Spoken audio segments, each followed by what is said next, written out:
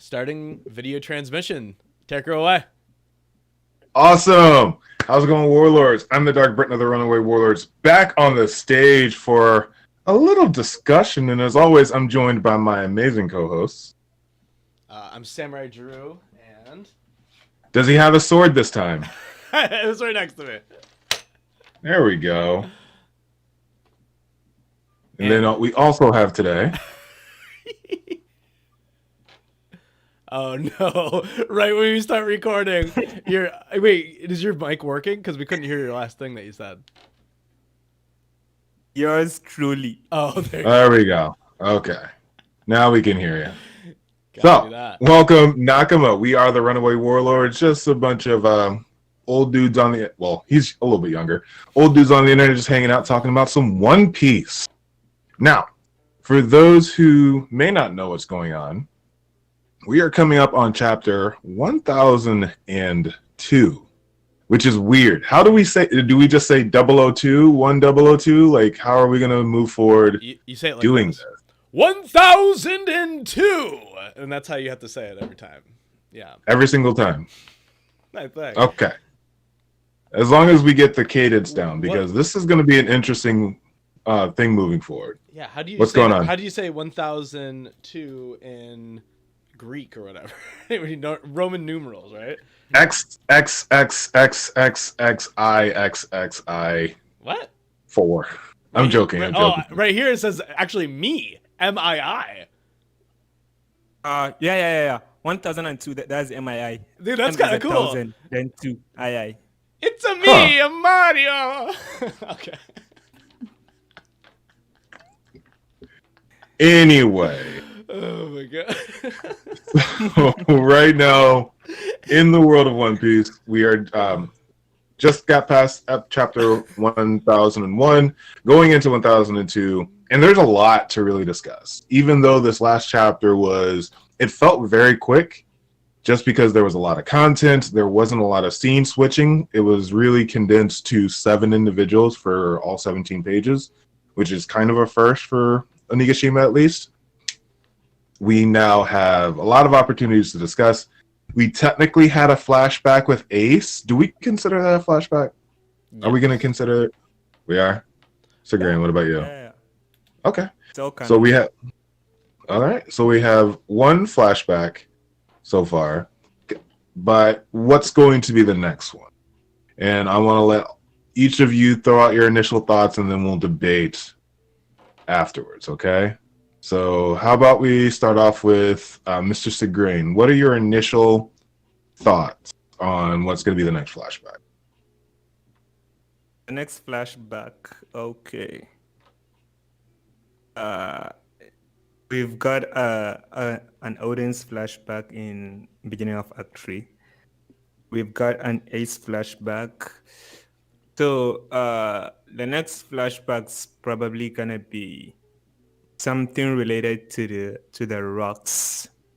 Okay. I think. Except if the flashback is gonna be in between the acts, then which means the flashback may be something that's not related to the rocks, but maybe related to the world government. But if there's gonna be something in between the acts, then that's gonna be maybe what happened to Sabo and Vivian and stuff like that. But that's a topic for a whole different topic. I know. That is fair. Man, we should add that to the list though, because I like to talk about that too. But yeah, what happened to? Yeah, what happened to Vivi, Sabo, and let's just say Cobra and Cobra. Because I think I got a little idea for that one, but I don't know. We just don't know enough. We really don't. And that's one of the cool parts that we've been able to really get to over everything that's really been going on is I like the mystique and the mystery, to be completely honest. I like being able to try and figure things out and then be surprised. It's one of the reasons why I've fallen in love with One Piece for so long. But yeah, sorry, Samurai Drew, what were your, or Sigrain, I didn't cut you off, did I? As far as your thoughts? No. Do you have anything else? Nope. I think that's just to that's just in brief. Okay. All right. Samurai Drew. Samurai Drew 36. Wherever that came from. I just wanted to freak you out because I accidentally texted 36 the other day, and then you're like, "What?" And I was like, 36. Like It was so confusing. Yeah. Okay. So the next flashback. Now I'll put $5 on this. Okay. Okay. That's a lot of money. Okay. So I think. Well, it's not that even that hard to comprehend. It just a Kaido as a young bloke. You know, I think we need to see Kaido because we got Big Mom, her upbringing, and we have to mirror that with Kaido. And also, we kind of got a very mini flashback this last chapter when we saw Luffy, and we'll get to this later. Luffy with all the people in the background of him, like the people. All right, we're getting too liberal with the flashback then, because I wouldn't call that a flashback. But it's definitely hinting towards, oh, hey, there's something more here. Like Kaido's definitely been through a lot of fights. Like he's fought all those people. So, Fair.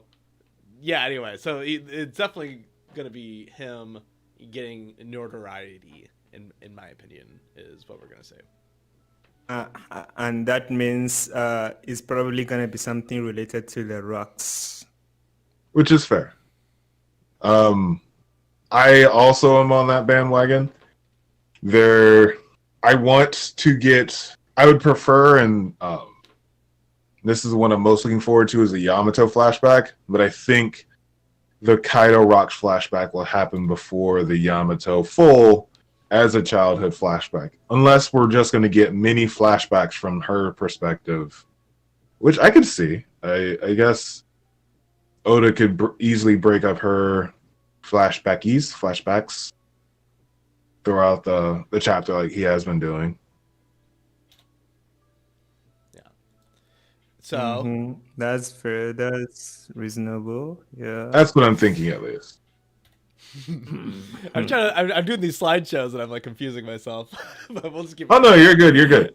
So and with that, it really comes down to where are we going? Where is the narrative going to take us? Because now we have the Kaido reset himself, which is its own thing. Wait, what? But he reset, so now he's back in dragon form. Oh, I see. What? Yeah. So is it official that dragon form freaking sucks? Like, is that like? It's official? too much of a liability. He got cut up, smashed down. He's not having a good time in dragon form. It seems like the biggest liability of all time. If the Scabbards pushed him out of dragon form, and it's not like to say they did it easily, but if they were able to push him out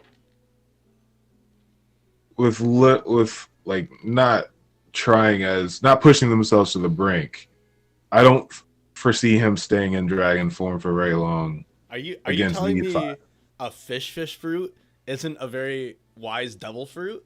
Is that what you're saying? Because it seems I am like... saying that. I am saying that he is a giant. Freaking sushi.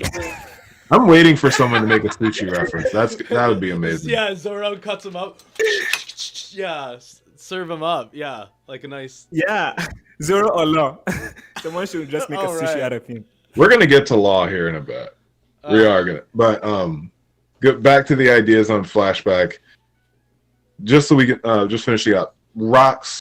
Do we think we're actually going to get to see rocks in this flashback? I think we do. I think if we do get a flashback to rocks, we will get to see a bit of rocks, some young Garp, so we're all going to fall in love at that sexiness, and then Roger, that would be a young Roger too. So that would be pretty crazy. I think we can get it.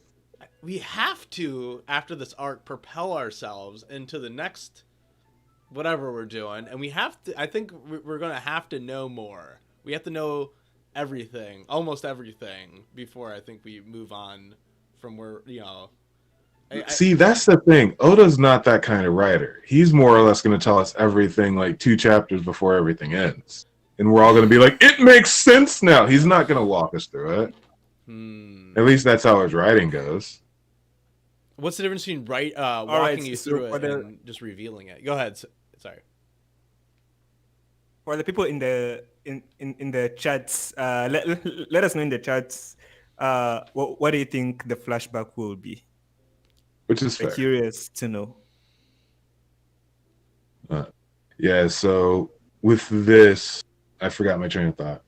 So we have. Well, we're talking about. Oh, what are we talking about? Holy crap! What the heck? Wow. The flashback, Roger and Yeah. Garp and So what's gonna happen in it? We're gonna get some sexy big mom scenes. What I want from this flashback is sexy big mom. God. Because have you guys seen the anime yet? The most recent anime? Yeah. They made sure to like do the whole boob thing for her. So yeah, Big Mom was a sexy woman back in the day. Like that, I have a full feeling that they wouldn't do the if we weren't going to get a treat. That would just really throw our brains off. But I'm ready for it. I'm ready for it. Yeah. Do you think that Big Mom is that sexy in the flashback? I think she just looks like. I think she's going to be. I think she's going to be fairly hot. Wow. I think she's gonna be even sexier than the way she's being shown right now. Well, yeah, I can't get much. In the silhouettes. I'm interested. So I'm interested I like the to fan art see that we got up right now. It kind of has her as what like her hotness. I guess her younger self. I'll max In that- screen that. And that's what and also like we saw a young Whitebeard with his magnificent golden locks and all of that. But at the same time, what does a teenage Kaido look like? Because we got to see him, I'm pretty sure, when he took on Odin and all that with his incredibly skinny legs. He was in his 20s at least. Right. So Kaido had to have been like 14, 15, 16, because that's generally the age that we see apprentices on in pirate crews. Buggy and Shanks were kind of like the outliers, but generally apprentices are like 14, 15, 16. So what did he look like? But even before he got his fruit, did his fruit cause him to bulk up? Is the tattoo on his arm actually a tattoo, or is that actually just like his scales? Now that we know he is a fish, like there's so many questions. Is he actually an Oni? Like we don't know if he's a man or an Oni. We know he has a devil fruit, but we don't know what species he is, because I don't think he's human. Since we know even other creatures can take the form of an Oni. Yeah, I think there are actually edible fruits. Edible fruit. My bad. Yeah. So we'll see. What's up, Don Quixote D Joker? He says, "Yo." Oh, Joker's here. Joker, we're talking about what the next flashback's going to be. I'm hoping for a rock. We're all thinking rocks, but at this point, I'm thinking sexy Big Mom. We're going to get a 15-year-old Kaido. What if Kaido's personality back then was just like, oh, I don't want to get hurt, I don't want to fight. Like, no. We're finding so much out about his personality, and it's so... Because we don't know what this devil fruit may have done. He may have just been a tank and just didn't really like fighting, and now that he's a death seeker because he can never die. Like, there's so many interesting things about his personality that we just got from this last chapter where he's being playful with all the supernovas like a actual senpai. It's like, come at me, well done, all this. So what was his personality when he was younger, before he had the devil fruit and became the strongest? Was he kind of like Kobe before Kobe met Luffy? That's what I'm saying. Whoa, that's interesting. I've never thought of Kaido being weak in any way, so that's hard to even imagine. I wouldn't say physically weak, but I could see him being incredibly mentally weak when he was younger. Yeah, he could, and we're probably gonna see something traumatizing. Maybe something traumatizing happened to him, or something like that. Because why does he always drink. He's always drunk. He wants Well, I to think we already dance found that and out. stuff like that. Because when Odin was in the pot, he's like, "I will be the one to join you, and I will be with you when you drink," or something like that. And I remember because I actually put a comment in Roger's stream, I think it was, and everyone really kind of took off with that as like, so that's why Kaido drinks or cries when he drinks now, is because he's remembering Odin, because Odin mentioned that, hey, I will be with you wherever you are from now on. You'll remember me. Oh yeah, yeah. When Odin was like, "I was born to boil," he was like, "I'll be remembered for many years to come." Yeah, and And I will be the one to join you for your drinks or something like that. It's pretty intense. yeah, and also apart from Odin, Roger and Whitebeard's death. No, they died like a spectacular death, especially Whitebeard. All right. He went out. How do they say this phrase? He went out with, is it flames? Oh, he went Just out in died flames. Yeah. spectacularly. Oh yeah. Well, he went out in a ball of fire and fury. But so Kaido is, as we know, can tell from how he acts now, he is a death seeker, meaning that he is looking for finding a meaningful death to end up where he is in life now. That's why he was jumping off of clouds and all of that. Sky Island. The Sky Island. Thank you. That's why he puts himself in these situations, because he actually does want to die. He feels like that's the finality, and the devil fruit he has maybe mentally messing with him, because he had the opportunity to die from Odin. He still kind of regrets not dying, I guess, like a survivor's guilt kind of thing. And then now he is upset because there's no one who can get to that point, which is very interesting. Yeah. Can we take a slight Who is tangent? stronger? Yeah, oh, dear God. Oh, Joker, you had to ask that question. I know. Well, the first question is, can Mihawk cut into Kaido? God. And of course he can. And of course he can. And I think Mihawk's stronger than Odin. There you go. Easy. You think so? Yeah. Currently, I would say Mihawk is stronger. If Odin lived and was alive today, he would definitely be stronger than Mihawk, though. But if we're comparing them, comparing current Mihawk to Odin back then, I would say Mihawk has the advantage. But if Odin was still alive today, he would definitely be stronger than Mihawk. Definitely. Like, I don't see that. Yeah. So, disagreed. Let's see here. Disagreed? Well, we're fine to disagree. No. No, that's not how it works. No. Disagreeing, what are your thoughts? Man, I don't really know, because it currently is difficult to skill Mihawk. It's very difficult Anywhere, to skill Mihawk. Yes, I completely agree. So, and he's being called the greatest swordsman, or the strongest swordsman. So the question then arises: where does Shanks lies right now, currently? Well, that's also the thing too, because if Mihawk is soon to get a bounty, because the Marines aren't catching him.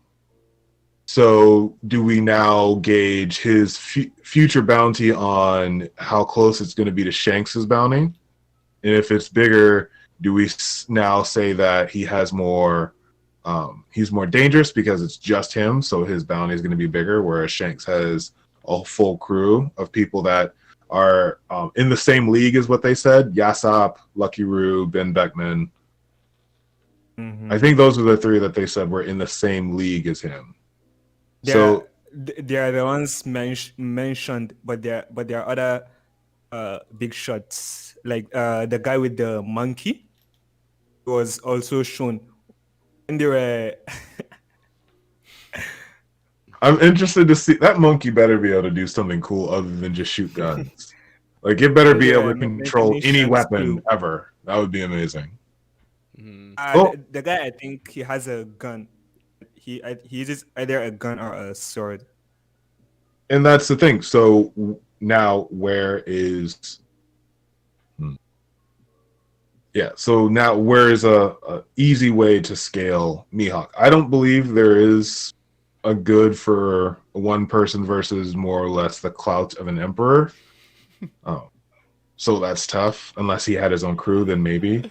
But Oh my oh, gosh. Mihawk, Thank you, what's Don up? Quixote, for the Yeah, epic edit, Drew. uh, Because I was like switching between screens, it probably looked pretty redneck, but I was trying to show a picture of Odin versus Mihawk. So there you go. Hopefully, the epic edit was not sarcasm, and you were actually just so impressed with how I could switch. Also, to the Shanks point, Shanks became more powerful after he lost his arm.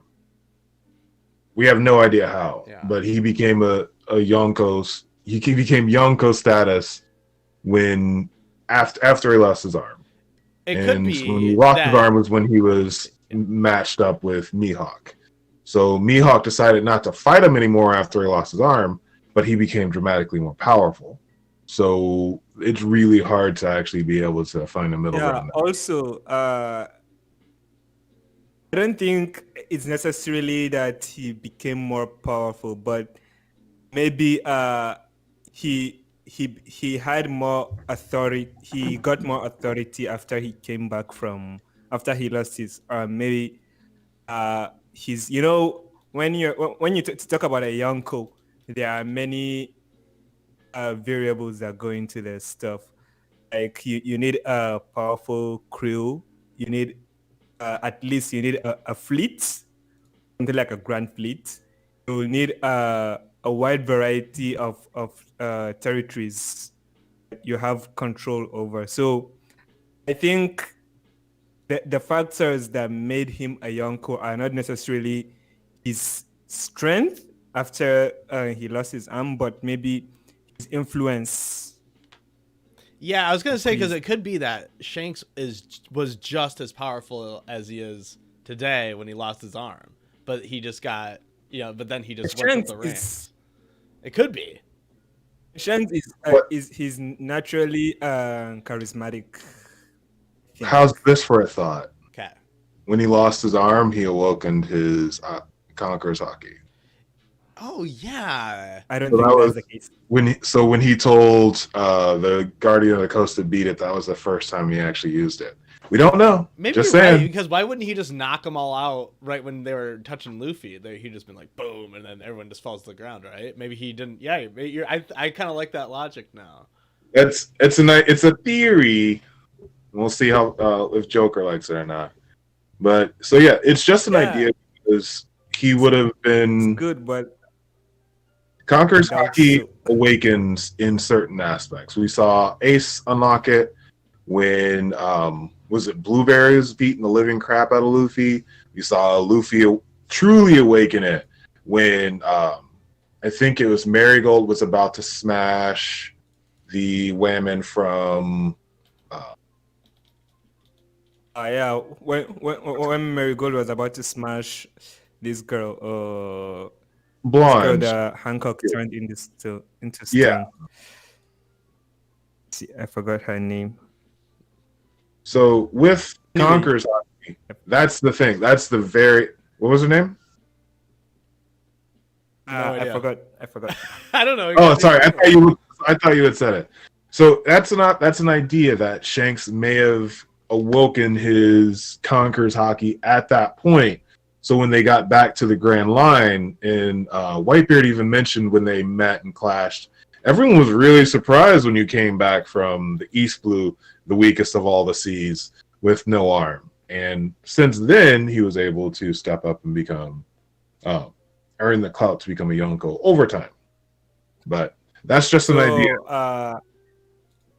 So if that's the case, he met Whitebeard 4 years after, which means he met Whitebeard 4 years after he awoken the Conqueror's Haki. So does that mean he trained his Haki up to an advanced level in the span of those 4 years? I could see that being the case. Because the haki he used on Whitebeard's ship is not just a casual Conqueror's haki. Which is fair. He dominated the whole environment. The whole sea was like shaken up, and he was about to go into Whitebeard's ship.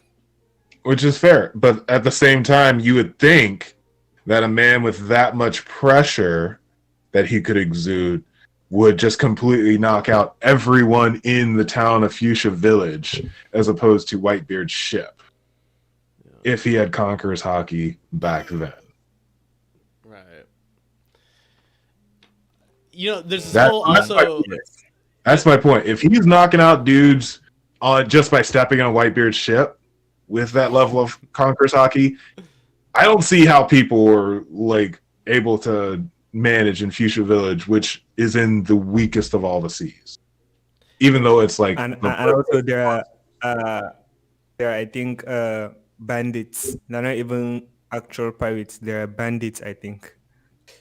So I think your theory that's the most reasonable case. Because in Wano, for example, in Wano, when Luffy entered, I think it was Bakura town or so.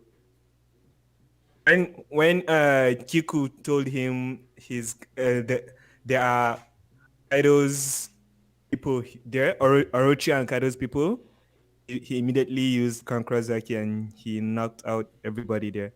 So if Luffy could do that, then I think if Shanks had the Haki, he could have done it. That's also very fair. It's also so it's a theory for those here. You heard it here first. An idea that it's just an idea. So, and then back to the original point before we started this crazy tangent. Any other thoughts on flashbacks? What's coming up next? No.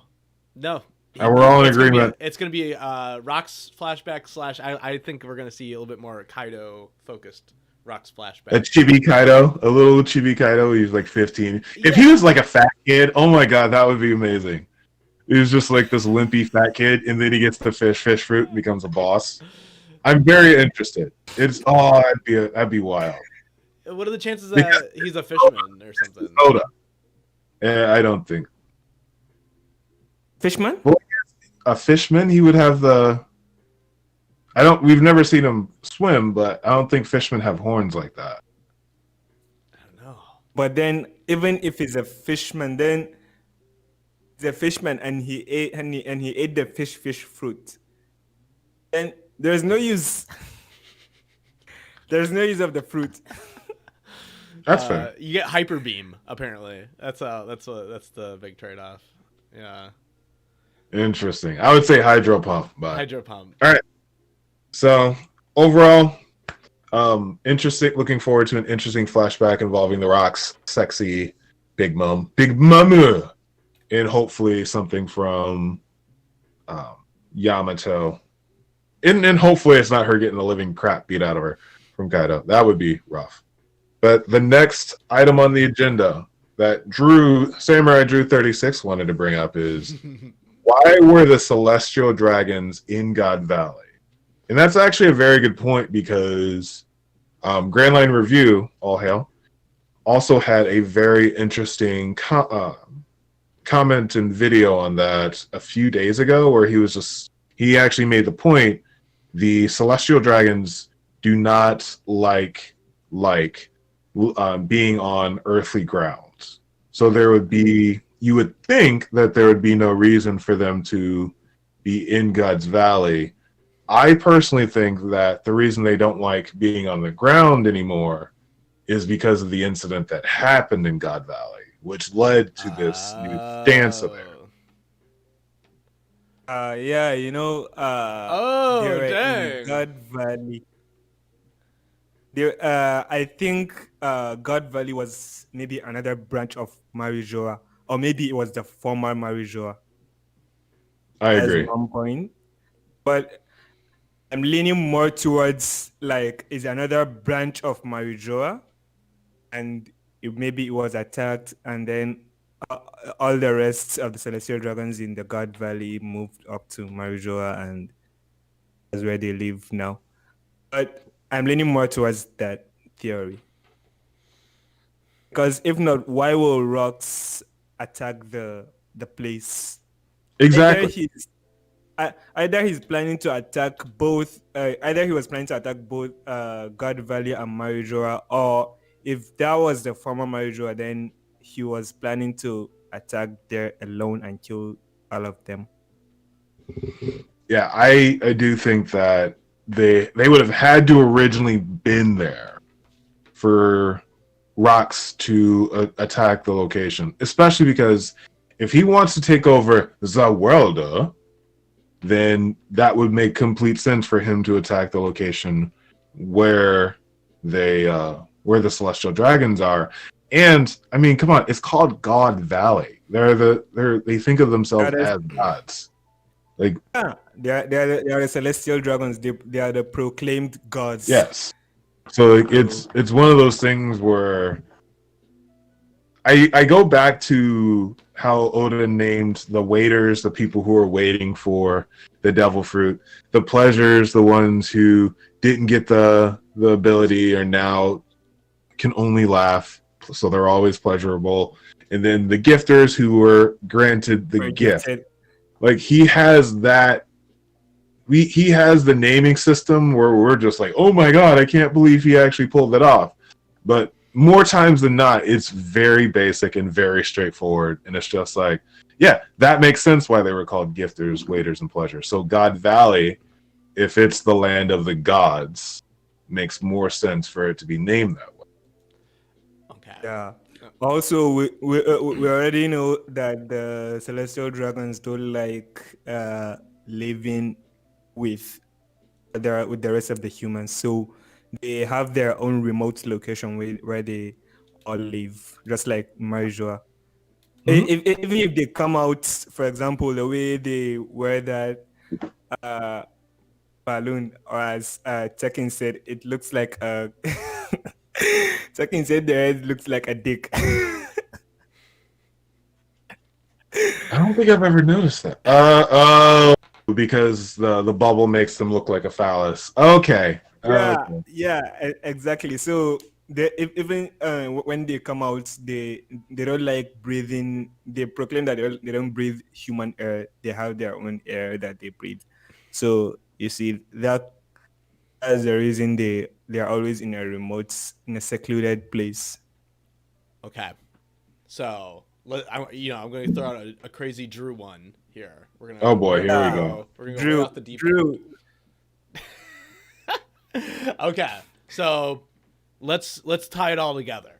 Okay, so Eneru went to the moon. We still have to contend with that there's space involved, that the celestial dragons do wear space suits, and and there's multiple moons. There's something going on, and what happens if God Valley is a space station?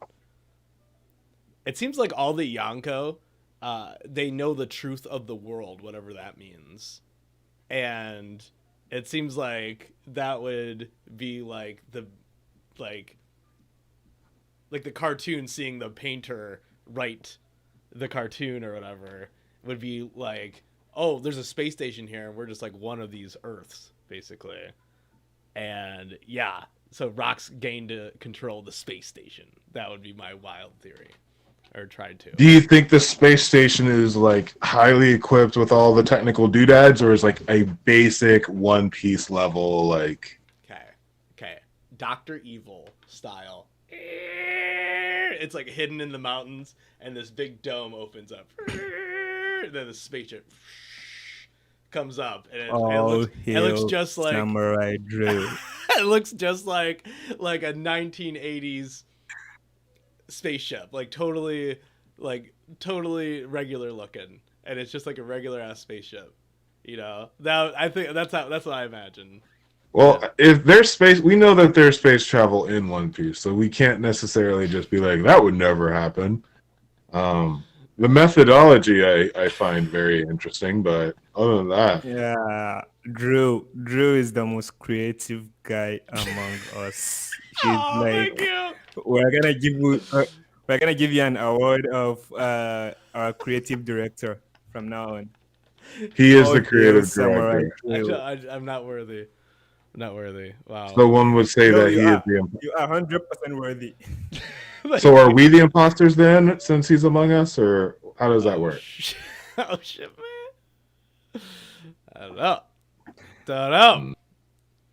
Yeah, I like the idea of the idea makes sense that that it's like a not necessarily. Oh, I could see it being the satellite on the ground location for the space station. Yeah, that'd be It just insane. it would just be very interesting You know Gurren Lagann, because right? Oh, sorry. Keep on going. no, I'm just thinking about who would there would be Vegapunk that would be smart enough to be able to create technologies like that. Yeah, definitely. Yeah, I'm just thinking about all the scientists that in the One Piece world that would be good for this potentially. Okay. So we have Gurren Lagann, right? Where you start. If you haven't seen it, please just mute me for a bit. So Green, have you seen Gurren Lagann? Nope. Oh, never mind. Just forget it. No, all I was gonna say is that it's one of those stories that starts like so minimalist, and then is this huge galactic universal struggle basically. And yeah, that's what I see for One Piece would be so cool. It's just to break the ceiling and just go like straight through to like galactic warfare. Boom! And it's like You're really trying to make sure that Oda isn't able to ever retire, aren't you? Like we finally beat Emu, I don't think and then we have to go fight the moon. What's that? So good. I don't think Oda is that creative. Excuse me. I think he's that creative. I just don't think he wants to do that because that would literally be like a 10-year saga. Luffy would go. We all know Luffy would. Oh my goodness, Luffy would definitely go. Mm-hmm. Huh. And there are multiple moons. Without a hesitation or a second thought.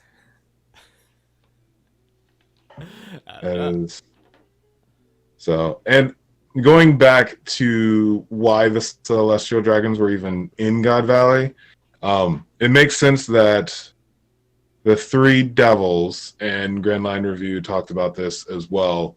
Technically, from the eyes of the Celestial Dragons, it was a battle of three devils. Because they didn't know Roger's name at this point, but he was a D. They knew Garp's name because he was a D. And then you had Zebek. So it's a battle of three devils, which is pretty cool. Whoa. I hope we get some type of update, feedback later on of how it went down, because my imagination's fairly good. And in the last anime episode, we did see a young Garp, which I was not ready for. That was wild. Like a young Garp with brown hair. That was interesting too. It was like, what is this? That's a little wild. And they even added a few more scenes for the God Valley flashback. Oh, Which I know. Yeah, it looked that was really cool. Real quick, for all those who are still in the stream, don't forget to go ahead and give us a like really quick. It really helps us out, and hopefully it'll help us grow more on bringing more people, because we'll be doing this for like another hour and 15 probably. But, sorry, back to the topic again. Yeah, like it or else. Okay, there you go. I think that motivated. Very aggressive. That was very aggressive. Okay. So, spaceship confirmed. I think we can confirmed. We are confirmed that there's a spaceship there, huh? Yes, I think we can pencil that in. At least something with a spaceship. Come on. And something has to connect these moons and there's space involved. There's space. I do not doubt that there is space travel, but I'm not necessarily sure how I feel about them being at God Valley. Now, it does make sense that after this all happened, why they don't like being around normal people, as well as why it's on the top of Mary Joa, which is basically the hardest place to get to in the entire world. So they learned their lesson, and that's why they're except for Fisher Tiger. true. It was like, I'm gonna be the next Superman. No, well, he was forced because remember he was captured and he escaped. Like that was it.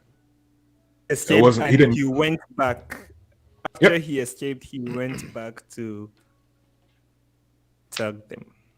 Mm-hmm. But that's a lot different than what I'm perceiving as Rox's motivation. He was more of a rescue mission and recon to a place he's already been to. Rox was like, I'm taking over the world. The world. The world. The world. I'm very interested to see who Rox is. Because we just got Odin's voice actor. I'm interested in seeing how. You didn't like it? They're, for me, with anime characters, the color scheme and then the voice actor really, really make it. And if they get a theme, that in itself is absolutely dope.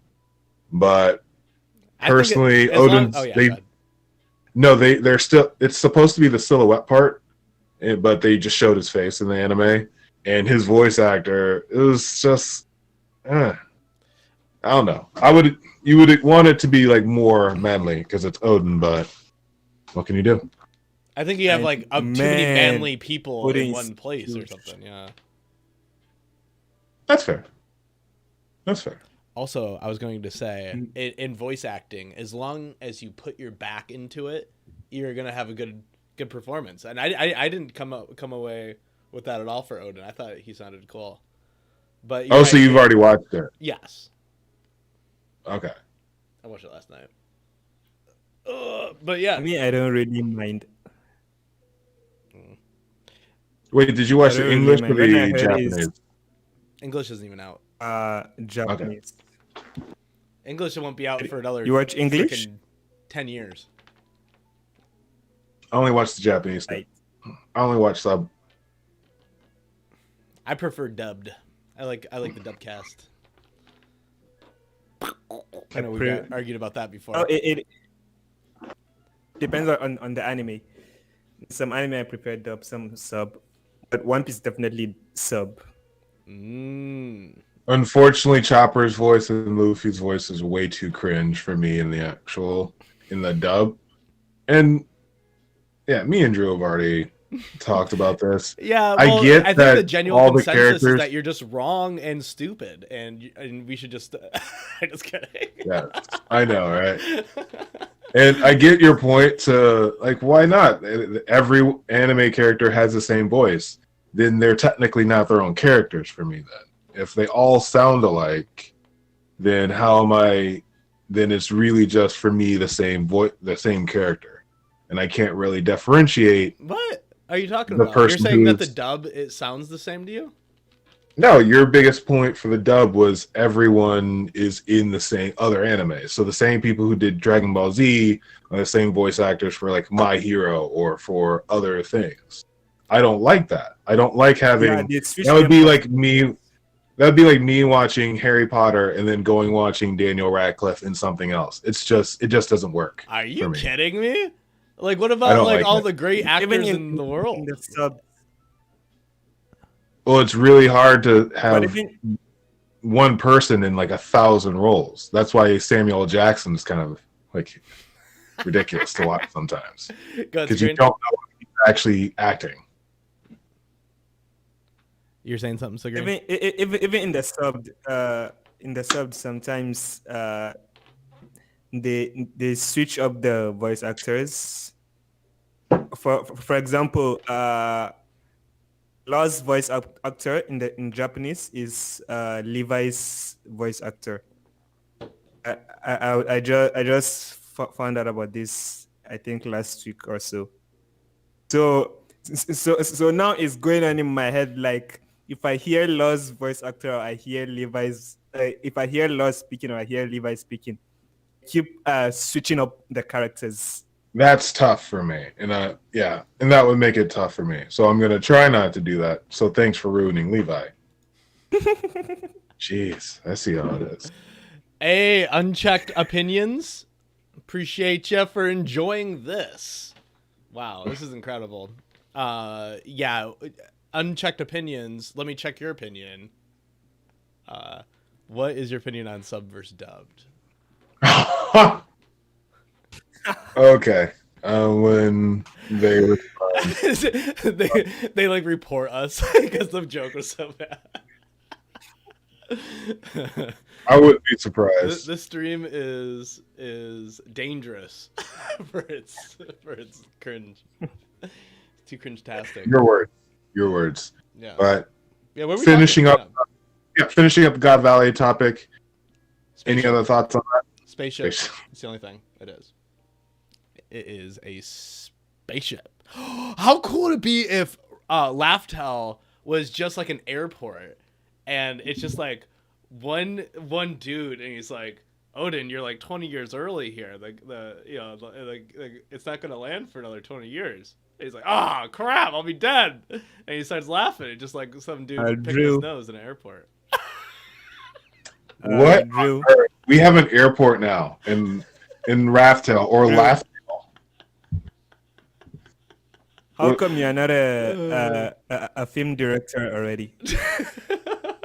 Thank you. Getting there, baby. Appreciate Which it. is crazy to us.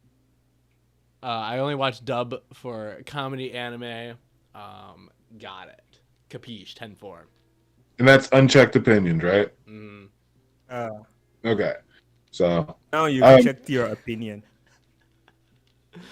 Oh, man. There we go. We're getting reported for sure now. Oh, the cringe. For all those who are here, don't if you can go ahead and drop us a like, that would really help us out too. Go ahead and report us to the government. Yep. So if we go into the next quick topic, what are the thoughts on the men that Kaido not respects, but actually, Drew, you have the photo up already. Yeah. The dude that Kaido I thought feared, but respects respects their strength would be a good way of putting it, I guess. Well, really what it is people he's fought, because he's fighting him and he's saying, oh yes, you remind me of the power of these people, right? So that tells me that Rocks wasn't, I think that before he joined, Kaido got a nice taste of Rock's medicine and probably tussled with him. He got rocked by Rocks, right? Now, And maybe something like Whitebeard and Ace, or Bullet and Roger. Which one? Which type? wait, one more time. I mean something like Whitebeard and Ace, or Bullet and Roger. Of getting I like the Bullet and Roger idea better. Like where he's just like, oh, I'm not joining you, and he's like, come on, you're strong, and until you can beat me, you're gonna be on my crew, something like that. I like that. Oh, cool. Yeah. No, I was gonna say that might be the case. I'm still interested in thinking about how Rocks. There was a theory floating around that he got everyone on board because of a Davy back. And that's why. It feels like that's the only way that. The more you think about it, when you first hear it, you're like, "That's dumb." But when you actually think about how he could be Big Mom, Kaido, Whitebeard, and then like Wang Ji, Shiki, who could literally just float away, and Captain John, or like Captain name. John, Wang Ji. Yeah, where all names are on this ship, so it's just like, all right, how did he get them to agree? Either it was by straight up fear, and it's hard to believe that those 6 couldn't take down Rocks. He was that strong, or they were bound by a Davy backfight. So it's a mini tangent about Rocks. That would be so ridiculous. It would be it's Oda, so we have to give it some type of credence. Okay. 'Cause each it up. Yeah. Unchecked opinions is give me an alley oop into a little opinion here. Okay, so where is Big Mom in the respected fighters? I feel like she's always getting the short end of the stick. So that's why I think that the people behind Luffy are people that he's fought. Because I think him and Big Mom really are, homies. I think they're cool. They cool together. And She said that she sees him as a little brother. right. And so that's why I definitely find this picture. These are the only people to put Kaido in his place. Now, Kaido's been defeated 7 times. So maybe we should put all that into effect here. And do we count Odin's on his chest as a defeat? Probably. I do. For the sake of the story, yeah, I do. So it's not necessarily a defeat, but it's something that shook him to his core. Keep that photo up. I'll be right back, okay? And keep up the discussion. okay, got it. So that means that, first of all, Kaido and Shanks definitely tussled. It wasn't just like Shanks slowed him down.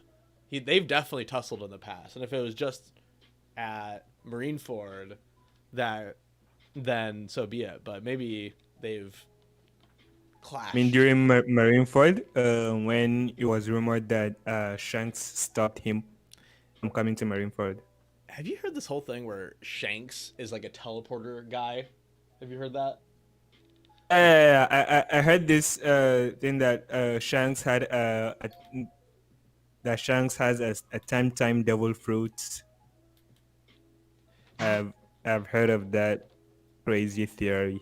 Well, and because you see like Lucky Roo like pop out of nowhere and then off the guy, and then Shanks all of a sudden is at the Marineford, and all of a sudden there to save Luffy. I do like the idea that like somebody on the crew, or he has like some kind of time, or like some kind of warping devil fruit. That'd be cool.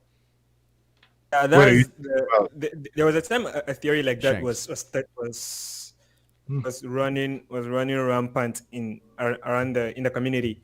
It was like Shanks has a time devil fruit, because if not, how will it be with Kaido and immediately he'll be at Marineford? How did he stop Kaido and manage to come to Marineford in that time frame? And things like that. But I don't think is a time devil fruit. Didn't we already find out that Shanks doesn't have a devil fruit? Yes. So maybe it's Lucky Roo then, because maybe someone in his crew. They have to have devil fruit users in the crew, yeah. And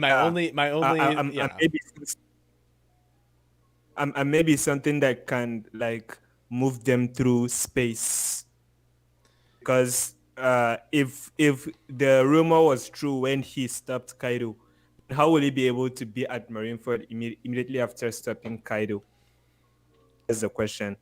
What if someone had like a wind fruit to just produce wind? Like Lucky Roo can literally take a giant breath and just blow the sails, and they just go flying across the sea. That's not a fat joke either. It was just the first person that came to mind. Wait, I think the most I think the most reasonable one would be maybe a devil fruit that can mess with space dimensions. Mm-hmm. That's an old Luffy theory on Gear 5, is that he'll be able to stretch a hole into a different dimension and like Luffy will stretch into space. Wow. Yeah, stretch into space time. Yeah, I remember that one. I forgot. That must have been a Joy Boy theory or something. I gotta remember that. Flying Panda has done it. I think Joy Boy has done it. I think I saw it on Flying Panda and Joy Boy theories. Are you talking about just Gear 5 or just that theory of going? Gear 5. Gear 5 or Awakening, basically. Like his awakening isn't just transforming the ground into rubber. It would be him. It's gonna make a bouncy. He's gonna make a giant bouncy house. That's gonna be amazing. Can you imagine Onigashima I was wrong dropping first. and then boing. You know, that'd be cool. I think that was during Dressrosa, or was it after Dressrosa when we first found out about Devil Fruit's awakening? So we heard the concept from Crocodile in Impel Down about the Devil Fruit's jail. awakening. Yes, but we didn't actually see what it looks like for a Paramecia to have a awakening until Dofi. Wait, is Crocodile's fruit awakened? Was it awakened when he fought Luffy? We don't know because he's a Logia, but the aspects of what he was doing in all over Dressrosa has the appearance of an awakened user, but he was in a desert anyway. Yeah, so I don't think Dressrosa that'd be is. interesting. I think geographically, Dressrosa is Sorry, located in the middle of the desert, right?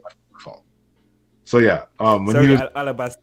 yeah, so when he was in Alabasta, everything was already sand. Now, if he was in a city and walking around turning everything sand, then that would be more of an awakening that we could actually point out. But we haven't seen him do that yet. But he's a Logia, so I think he can. I think even without an awakening, he can.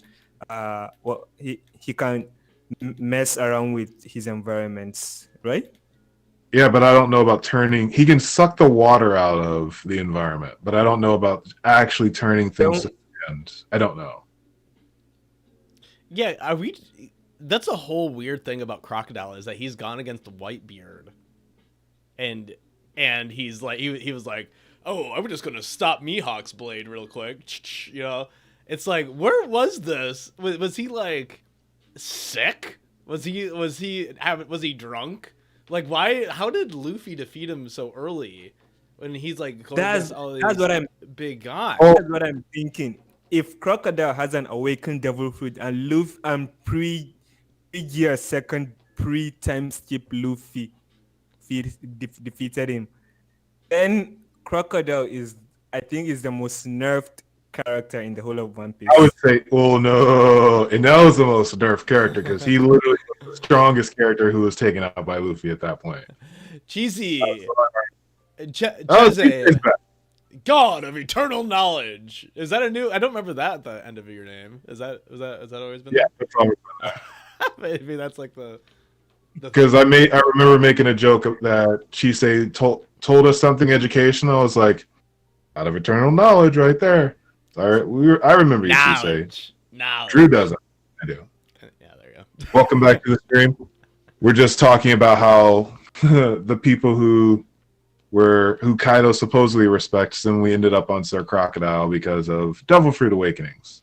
Yes. I don't think that he's awakened though. But if he was, what would it be? Because it would be what he did. Just turning everything to sand instead of just draining the water out of it, which still doesn't make any sense why he drains water out of things. Just dries it up. I don't know. I don't know. If you see, for example, this guy, Okiji, when he's working, you can turn the land below him. Even though I know he's awakened, but he can land below him. I'll keep you awakened then. Yeah, I think he's an awakened user. But I think even without the awakening, he could freeze the land below him. Under him. So that was just part of his initial powers. Yeah, I don't think we've seen any Logia user that is awakened. We've only seen Devil Fruit users that were awakened, and those were the prison guards, which was a freaking koala. Oda likes zebra. Because he has Giovanni, which is the mink dude, and then he had the guards from Impel Down. One was the Impel Down prison guards. What was it? A koala, zebra, rhino, and cow. I think the cow. Right? No, it was a cow. It was a cow. Yeah, a cow. The cow is a monster too. So all of those were awakened Devil Fruit users, and that's when Crocodile first told us about the concept of awakened Devil Fruit users. And at that point, we're just like, so was that what Chopper was. I still think that he can go awakened, but that's just me. I think Chopper is awakened also. I think that he's awakened, but I don't think there are any. think- And there's two Paramecia awakenings, which is Dofi and Katakuri that we've seen, and then we haven't seen any Logia awakening, which is kind of a terrifying prospect. Yeah. But, back to the. Go ahead, Drew. No, sorry. I know. I'm just thinking about awakening for Logia users, and yeah, nothing. We have not seen that at all. We've only seen it for Paramecians. Yeah, so I wonder if that's like God tier is away. Yeah, like we haven't even seen Aikuji and Akayuna do it yet. You know, it's like something completely nuts. And people have left the idea out there that what they did to the climate on Punk Hazard was a product of their awakened Devil Fruits fighting, which literally made it into a frickin' Pokeball. Right. I like that. So that's a potential of when we've seen it. Sorry, Sigrin, what were you gonna say? Apart from the mythical zones, Logia is the most mysterious devil fruit in the One Piece universe. I feel like we know very little about Logia users. Oh yeah, because when we first met Smoker, that was our first official Logia, and it was a complete. I'm getting goosebumps right now because I remember as a kid watching it, and it was just like, so is the adventure done? He just survived almost being killed, and now he's caught by someone he can't hit. What is going to happen in the new world? Granted, I was probably like 14 at this time. Oh wow! But still, this is a long time ago. But still, it's one of those things of where are we going to go with this whole Logia thing? Thankfully, hockey is the best natural cure to not make Logia so broken, but overall, it's insane. But now, I think the introduction of hockey threw threw everything out of balance because they're focusing. I think Oda is focusing and leaning more towards hockey, which is putting the devil fruits like in the background of the background stuff. I put back on that just because the premier focus of this entire arc are Zoan devil fruits. The premier focus of Whole Cake was food-based devil fruits. So while I get that they're in the underlying focus for Whole Cake was training observation, and now you're training your armament hockey. Armament.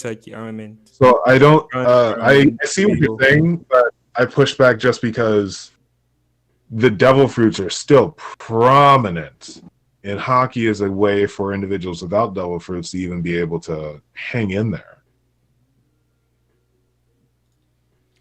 So I push back on that, but I'm in the middle pushed back on that because I do think that sometimes hockey, really just made Logia devil fruits like okay.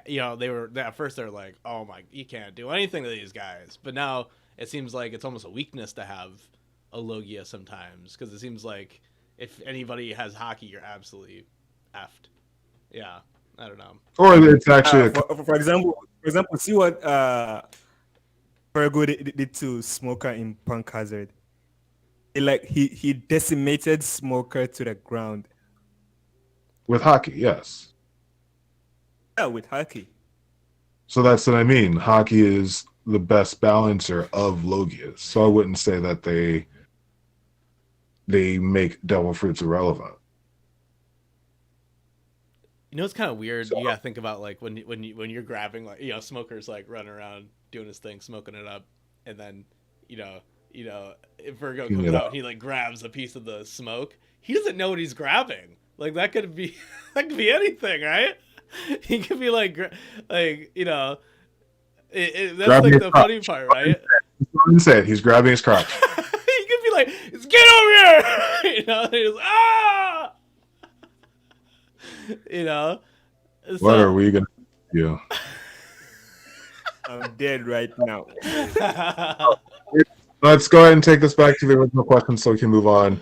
The men dude bras that Kaido respects or fears. Final thoughts on them? Well, Shanks kicked his butt. I think this should be more of men that Kaido fought, like you said, because if you're talking about like men that Kaido fears or which means if there are men that Kaido fears, he has he has fought them and defeated him once, but then it's not necessarily someone that he fought that he fears. As you could say, if that's so, does that mean that other prominent characters are not as strong that Kaido will fear them? Or maybe it should be just men that Kaido fought. How about people that have wounded Kaido? I don't think they wounded him. Is only Odin. The one we know. Only one we know is Odin. I don't know if he ever faced Roger one-on-one. Well, I would wager from the look of this photo right here that he has. Just by the look. You thought? I don't think he had. Kaido may have fought Roger at some point. And no, I think he's fought all of them. I think he's fought Whitebeard, Roger, Rox, Shanks, and Odin. I think that's why he's saying Luffy here, because he sees him as a challenger, not as somebody to inherit the will of D. Because we have Whitebeard here and Shanks. I don't see how he squared up with Roger. I don't. And then you have Rocks were on the same. And Whitebeard were on the same crew, and then they actually did score up against Odin, and we know that Shanks stopped him. I've just that Roger thing that has me. Can't you just imagine like Big Mom and Kaido two facing off against Roger and Garp, like the 2v2, and then Rox is just sitting there, legs crossed, like watching it all go down. Like, you have to get through my subordinates before you get to me, and like they're something like that happen. I don't think they can. I think they can beat them. They can't, because the only people we know up till now that were on Roger and Garp's level are Rocks and Whitebeard. And you could put Odin there too. You could put Odin, but those are the ones we know are on Roger and Garp's level. And the rest are maybe you could put Shiki. The ones we know, the rest we don't know of their powers. Wang Ji and Captain Jean, we don't know of how strong they are. But I don't think Kaido and Big Mom were that strong. They were on that level. Kaido, don't forget, Kaido was probably a cabin boy. He was. So back to the point of Kaido fighting Roger. I don't think he fought Roger, but maybe he saw Roger fighting and he was terrified. Maybe he saw Roger. I see. I agree. He would have survived a fight. Yeah, and why isn't Garp on this list then if that's the case? That's what I... You gotta be a pirate, baby. You gotta be a pirate, baby. One Piece Pirates! Yeah! Also fair. Okay. Yeah. You gotta be some smelly marine. Are you kidding me? Yeah. I've never met... Because if we're going to talk about the people that are stronger than Kaido in general, we're definitely going to bring up Garp, Sengoku. Not pirates. Yeah, Garp and Sengoku. Those were the ones that were in their prime at that time. At that point, yeah, and Sengoku would technically be there too. So it's definitely the strongest pirates that because he would have been a cabin boy in God Valley. And it would have literally just been Roger coming along and like smacking him out of the way. And Big Mom was like, "Oh, here's it." Maybe the strongest people that, or maybe the strongest people that he met. So Do you think that he how do you think he got out of God Valley then? Because it seems like it wasn't disbanded; it was just broken up. So people are dying left and right. Here comes Big Mom with Big Mom running up, and she gives him a devil fruit. Like Her kids. and her Where are Big Mom's kids? wait. So this is. I'm pretty sure at least Parasparrow and the daughter would have been at this point. What's the Katakuri's part of the third litter, right? Third litter? I like how we're saying litter. She has litters, dude. She's puppy. It was there's Parasparrow, and then there's a daughter, and then there's Katakuri, Oven, and Daifuku, who are triplets. Was the daughter first, then litter? I think it was the daughter first, then Parasparrow. Parasparrow was the first. Question: is that canon litter, or were you just memeing there? Because I've not heard. The majority of her kids came in twins, triplets, and octuplets as the number one. Well, I'm asking you if did you make that up? I call it a litter just because she has. I didn't know if that was like canon. I was like, what? I thought I was missing. I don't think it would be canon for them to call her kids by litters. But Big Mom, I'm just looking up to see real quick. What are we talking about? Her ages. Oh, okay. So, we're talking about Rocks. Oh, who's the vice captain of the Rocks pirate crew? It may have been Whitebeard. That's the thing. Which is probably why Whitebeard is so big on having his own wanted his own family, and then going into Rocks would just exacerbate him just not wanting to do this type of lifestyle. But then he would know all about. Hey. Do you guys remember there was an episode of Whitebeard and he was part of a crew? They didn't show which crew, but right. He was a lot younger, yeah. Yeah. He was, they were asking him why he doesn't want the treasure. He was saying that he wants one thing in life, a family. Do you guys think that was in Rock's ship? It could have been. It very well could have been, because we don't know how old Whitebeard was. But I just found the list of the children, and it does go Parasparrow, Compotes, which is the first daughter woman, the triplets, and then you have Monde, Amande, and Hachi, and Ifli as like a quadruplet of daughters. So she has it went literally Parasparrow 1, Compote 2, triplets, and then a set of 4. That's how her kids started. And then Opera is part of another set of 5. Wait, what? Yeah, so her so in every year too. So Parasparrow is how old? So if Parasparrow is 50, God Valley happened 41, 42 years ago. So he was 8 when all of this went down. Parasparrow was roughly 8. Katakuri was like 6. That's how crazy this is. So they were at God Valley. So yeah, she probably gave God Valley, or she kept them somewhere else. I don't think Big Mom is the motherly type to be like, my kids shouldn't be around all this piracy. Pretty sure they were conceived in front of most of the pirates. Oh my god. Big Mom was nasty. Good lord. She could be. Big Mom was nasty.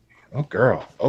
Girl, you need to take a bath. This individuals Kaido respects.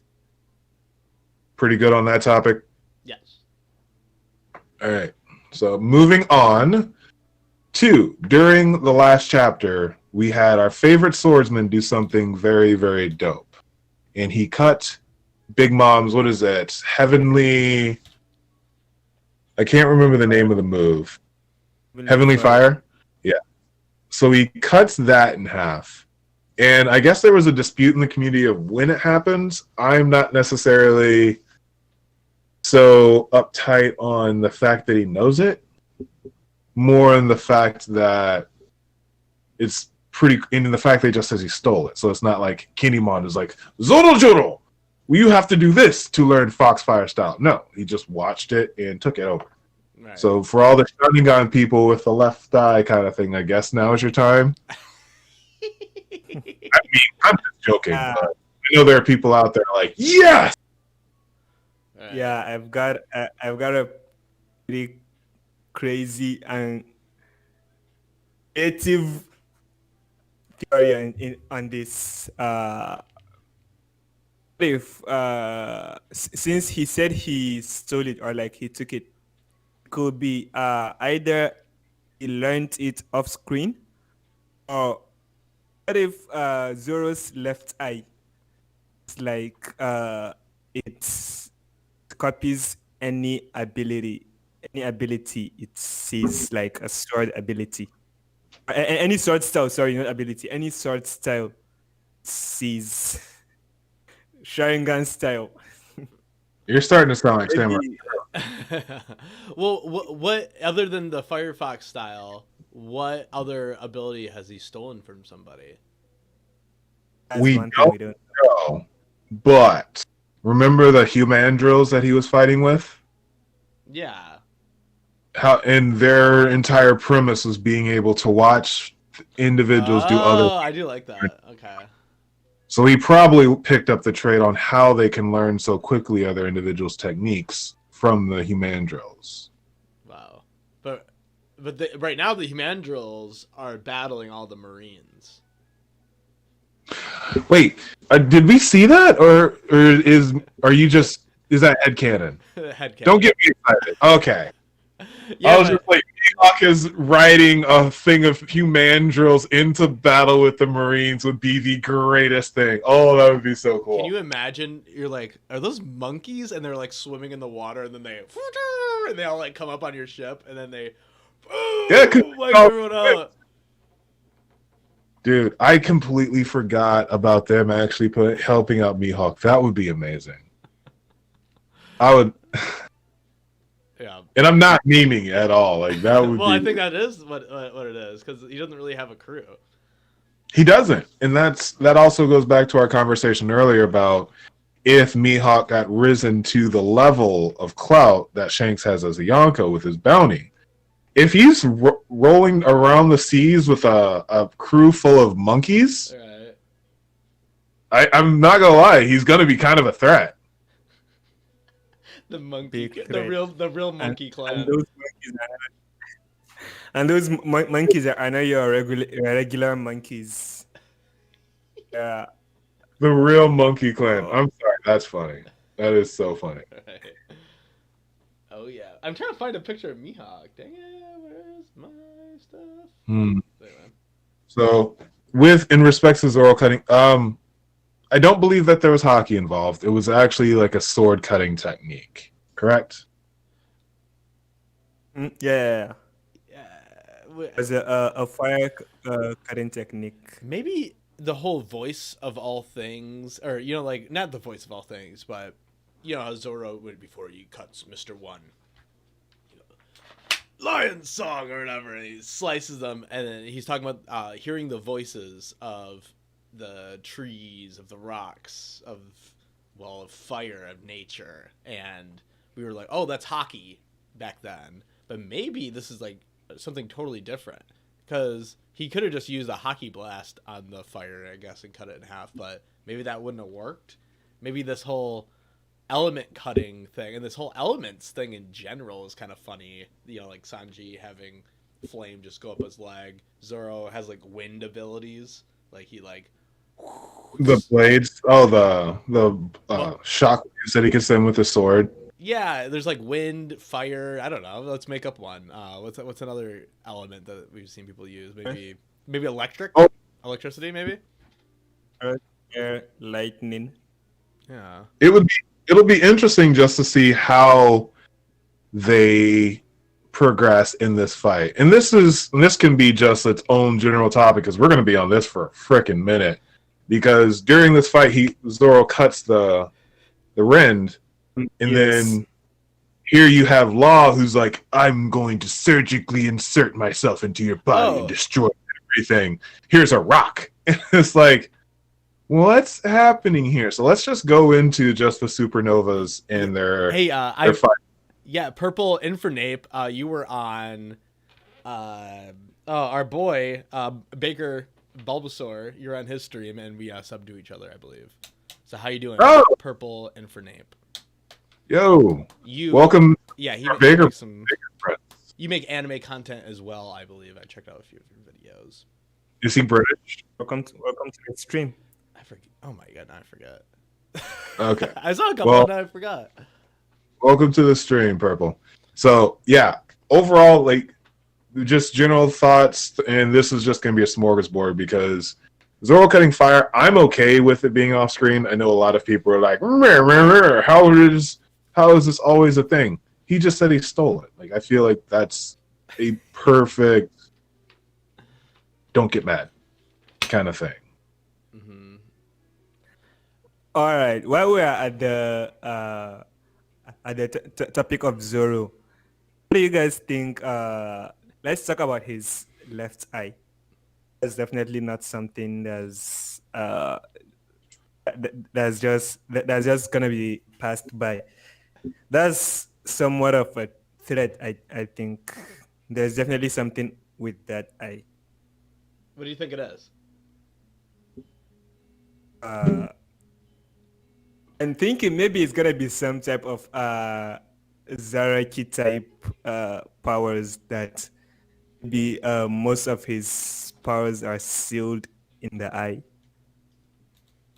Something like that. Okay. That's a little. I'm trying to think of how that would work or what we've really been given to help with that. Because I know. Excuse me. Yeah. It's just difficult to try and make sense of that for me. Okay, here we go. Everyone strap in. Strap your asses in. Here we go. This is my theory for Zoro's eye. Zoro has beaten Mihawk already. And that is his scar from that encounter of beating Mihawk. He's like, Mihawk's like, the final scar. So kind of like how Mihawk gave him the scar when they first met, he gave him the scar kind of thing. So the big plot twist is that Mihawk isn't actually the world's strongest swordsman. He was when they first met, but he is no longer the world's strongest swordsman. So we can take that a bunch of different ways. Like, is it Shiryu or whatever? That's weird. But most likely it is the Gorosei guy. Who's the strongest? The Gandhi dude with the blade? He's the strongest. That would kind of make sense, especially because he only has one sword, so more like a divine sword style. But then my theory totally goes out the window because it normally does. Because when would he have gotten defeated? What? Or maybe like I don't know. I just have the feeling that Zoro's already beaten Mihawk, and there's just one more challenge for Zoro to overcome, and that is the Gorosei guy. He's the best because Shiryu doesn't really look like that great of a swordsman to me. I don't know. Like, he doesn't seem like he's the best. He seems like he's really good, but I haven't seen him like portray being the best swordsman ever. You know. Segrain, any thoughts? Yeah, Segrain's laughing it up. What the hell, man? He's definitely not the best swordsman, but he's a prominent swordsman. He's a strong guy. Don't forget, Shiryu is apart from Magellan, Shiryu is the second strongest in the whole of Impel Down. Mm-hmm. So technically, if you were to take down how do you even say his name? Is it Magellan? Magellan? Is Yeah. it Magellan? I think it's Magellan. Right. if you are to take him down, Shiryu would be the strongest in Impel Down. I could see that.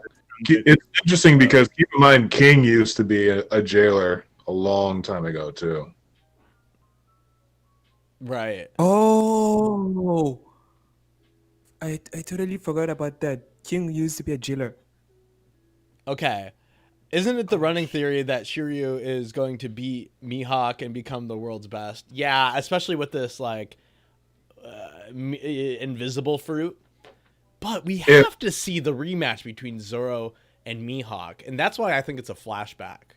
That's why I would like to see, because there's not really a reason for them to fight right now. I could see that. I do, to Purple Inferno's point, I'm noticing that you have Shanks and you have Mihawk, and below them are two individuals who we love that both look up to them in certain respects. So I could see there being, if Blackbeard's going to take out Shanks, I could see Mihawk also being there and being taken out. So if the theory persists that Luffy doesn't meet Shanks, then I would see that Zoro also doesn't get to go up against Mihawk. Dude, how cool would it be? Mihawk and Shanks come in together to save Luffy and Zoro, like at the same time with Big Mom and Kaido or something. Like they like come and swoop in at the last second, defend their boys, something like that. That'd be interesting. And that will give Blackbeard more notoriety because if Blackbeard, because apart from the remnants of the Whitebeard pirates, the only crew that the government is relying on to take down Blackbeard is red-haired pirates. If he takes down Shanks, then he gets more notoriety, which means he gets a higher bounty. He enrages Luffy more.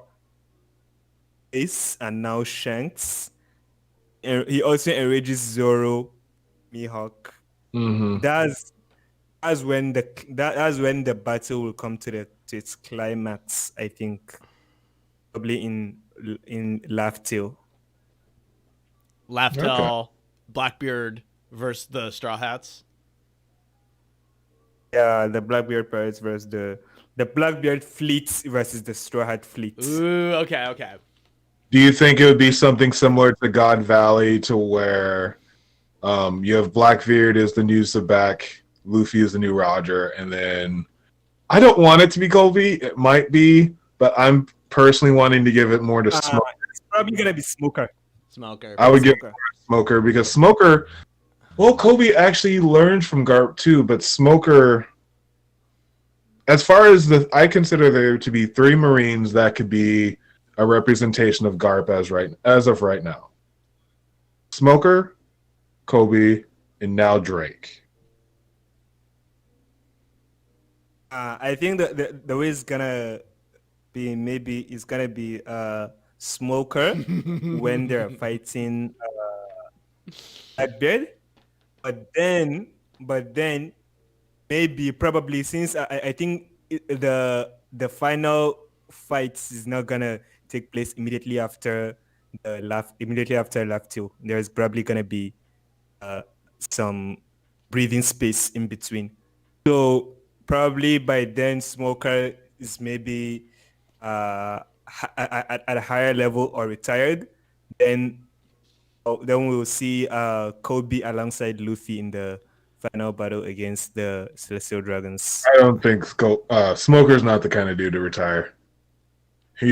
I would not see him retiring. I could see him joining Sword and going undercover, like how Drake is, but I could not see Smoker. He reminds me I too. don't see Smoker joining in the fight against the Celestial Dragons. Okay. That's probably gonna be Kobe. So Purple Infernape is saying Kobe trash. Now, just a second here. Okay, just cool your jets. Hey, you actually like Kobe? Okay, hear me out. You actually like Kobe? So Naruto screwed up Rock Lee. Go back to Naruto. They screwed up Rock Lee, where he was supposed to be this guy that worked really hard, and and it meant something. It's like, if you work really hard, you can do anything. And that's kind of the Kobe mentality here. Kobe has to get a win. Okay, and that's why I think he's gonna beat Boa Hancock. He's not beating Boa. You Now are listen. mad. Listen. listen. Oh my god, if Boa loses, I'm done. Kobe has been racking up the L's since the beginning of the series. He has not gotten anything. Nothing. What was the Rockport incident? The Rocky Port, he stopped Law from doing something. Law? Law was involved in the Rocky Port incident, and Kobe had stopped him from doing something. Okay. Well, Law, that'd be interesting. Law was the one that initiated the Rocky Port incident.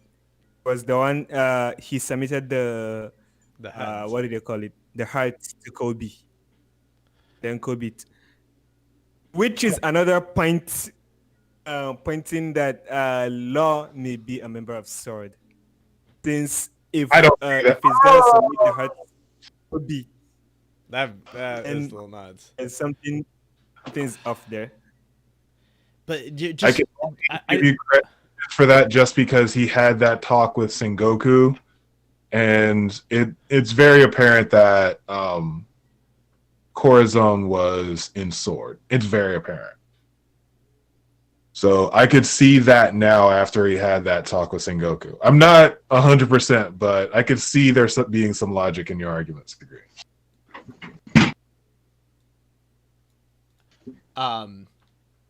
So what are we talking about here? We're talking about Kobe, and yes, he will beat Hancock. She has to go back up there to deal with her tattoo on the old back anyway. That'll be a lot of drama. Man, what I never got to talk about was the what I think is going on with, or do we already talk about this? What's going on with VV? We haven't gotten there. Okay, we haven't gotten there. That can be like our last, for like our final 15 minutes. I'll make a note. Well, I have this slide on Law. Should we go on to Law? Yeah. I don't know what's going on with Law's powers, because everyone has like 1,000 theories. Law should be able to just transport Kaido can go under the water now, so he can't necessarily do that. But why doesn't he just, room Big Mom under the water again, or send a bomb inside Kaido's body? There's 1,000 things that people are throwing out of what Law can, should, and could do, and it's just interesting. And he's throwing what people I guess what people are forgetting about is that it's not just about the devil fruit. It's about how strong you are as a person. The stronger you get as a character, that the stronger your devil fruit gets. And Law is not that strong. Law, you mean like Law takes, if you see, if you look at 80 to 90% of the time, Law takes advantage of his devil fruit. Oh yeah, he's not that strong of a person that you're gonna. He's smart. That's why he can utilize the devil fruit very well. But his strength is not that. He's not that strong enough. No, he's a tactician for sure, and that's he's a tactician. That's why he can manipulate he can use the devil fruit very well. But it still requires I think more strength, because the stronger you become, the stronger your devil fruit becomes. Okay. Well, it helps out with your stamina too, which he noted in Dressrosa when he was getting just flicked around. How do you feel about like Law can only transport people if either they want to or he has a stronger will than them, something like that? Like that's why he wasn't like transporting a Doflamingo all over the place. It's because that works. It does work for the devil fruit. It would explain away, I guess, some things. Huh. Because with Law's fruit, we've known about it for so long. When we first saw it, it was just this most OP thing. Off-pop fruit. I get it now. Okay. Overpowered. OP. One Makes Piece. sense. But at the same time, it's become not normalized, but it feels like it's been downgraded a bit since it was first introduced. Yeah, because it was firstly it was like foreshadowed to be the strongest and most dangerous, not strongest, but the most dangerous devil fruit because it could bring back someone from the dead. It could give someone eternal life and things like that. But now the devil fruit is being nerfed. It's just anyway. I think it depends on the user. If let me just throw this out, but if you it was someone like Doflamingo, I think the devil fruits is gonna be utilized more in a better way than law.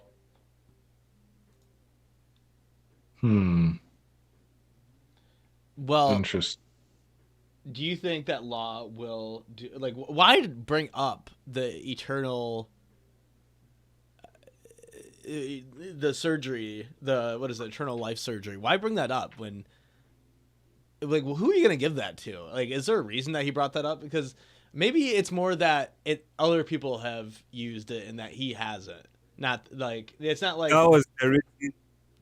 That was the reason Dofi was looking for the devil fruit. He wanted to give himself eternal life surgery.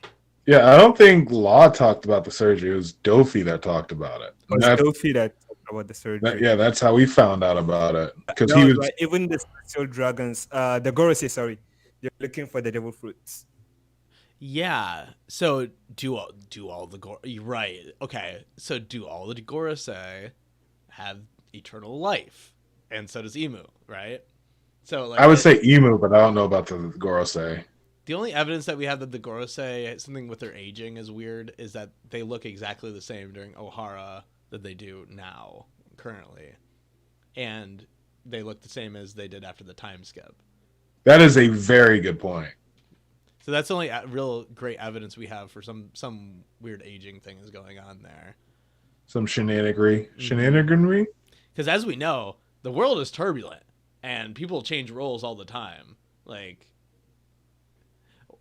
yeah. So something's going on. Yeah, I do wonder what we're going to see with the eternal life surgery, and most likely it's going to be something with the Gorosei have been trading this fruit around, and then they accidentally lost it. I hear you.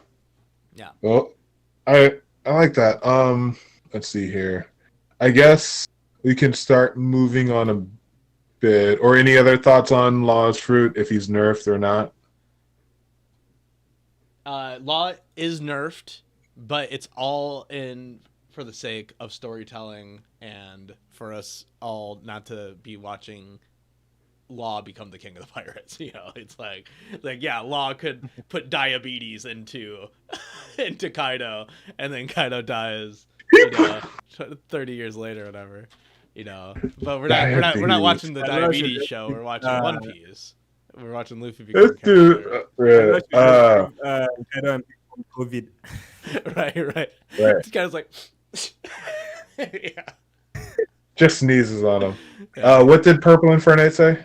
Okay, it's going to be an emotional moment between Law and Luffy. Luffy is going to say he doesn't need to give up his life or something. Either that or Law is going to give up his life for Bear Guy. For Beppo. Oh, Beppo. I would prefer that. Well, don't. I hope he's not talking about Kuma. I hope he's talking about Beppo. Why do we need Law to die? Story progression. No, I don't want Law to die. I don't either. He wants to see what he's going to accomplish to this checkered world or whatever, right? Checkered fate. Checkered fate. Yeah, and that's I think one reason Oda's not gonna kill Law. I think he's gonna I think either he's gonna join in with Luffy. I hope not. To find Laugh too.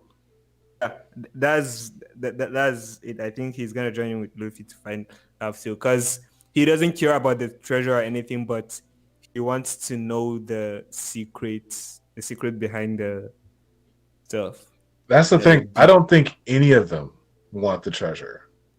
Between Kid, Luffy, and Law, none of them actually want the treasure. Kid's been chasing this. Kid's more alike to Luffy just because it really is his dream.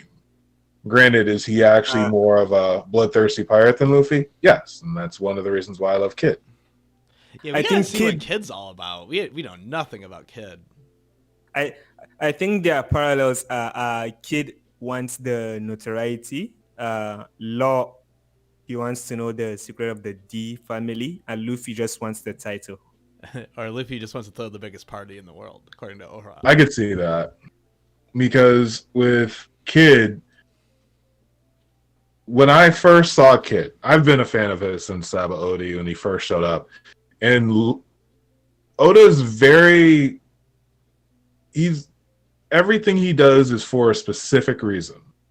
And for him to, when the big three first stood next to each other in front of all the Marines, there's a reason that Kid was in the middle. And I've been waiting for this for Oda and his underlying messages and themes that he likes to put forth. So there's a reason that he would have put Kid in the middle, if not for Luffy, especially when it's for all those three together.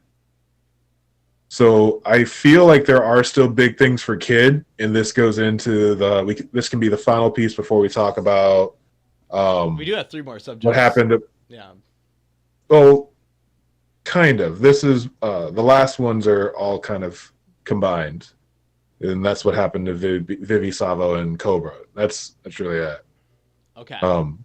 So with Kid, it's becoming very apparent that while Kaido mentioned that he may have Conqueror's haki, because when he knocked Luffy out, he's like, we don't need any more Conquerors running around, alluding to Kid. I don't know if Kid has armament haki. Oh. Because when he went to crunch down on Kaido, the arms were not hokied up at any point. That could have been something that Oda forgot.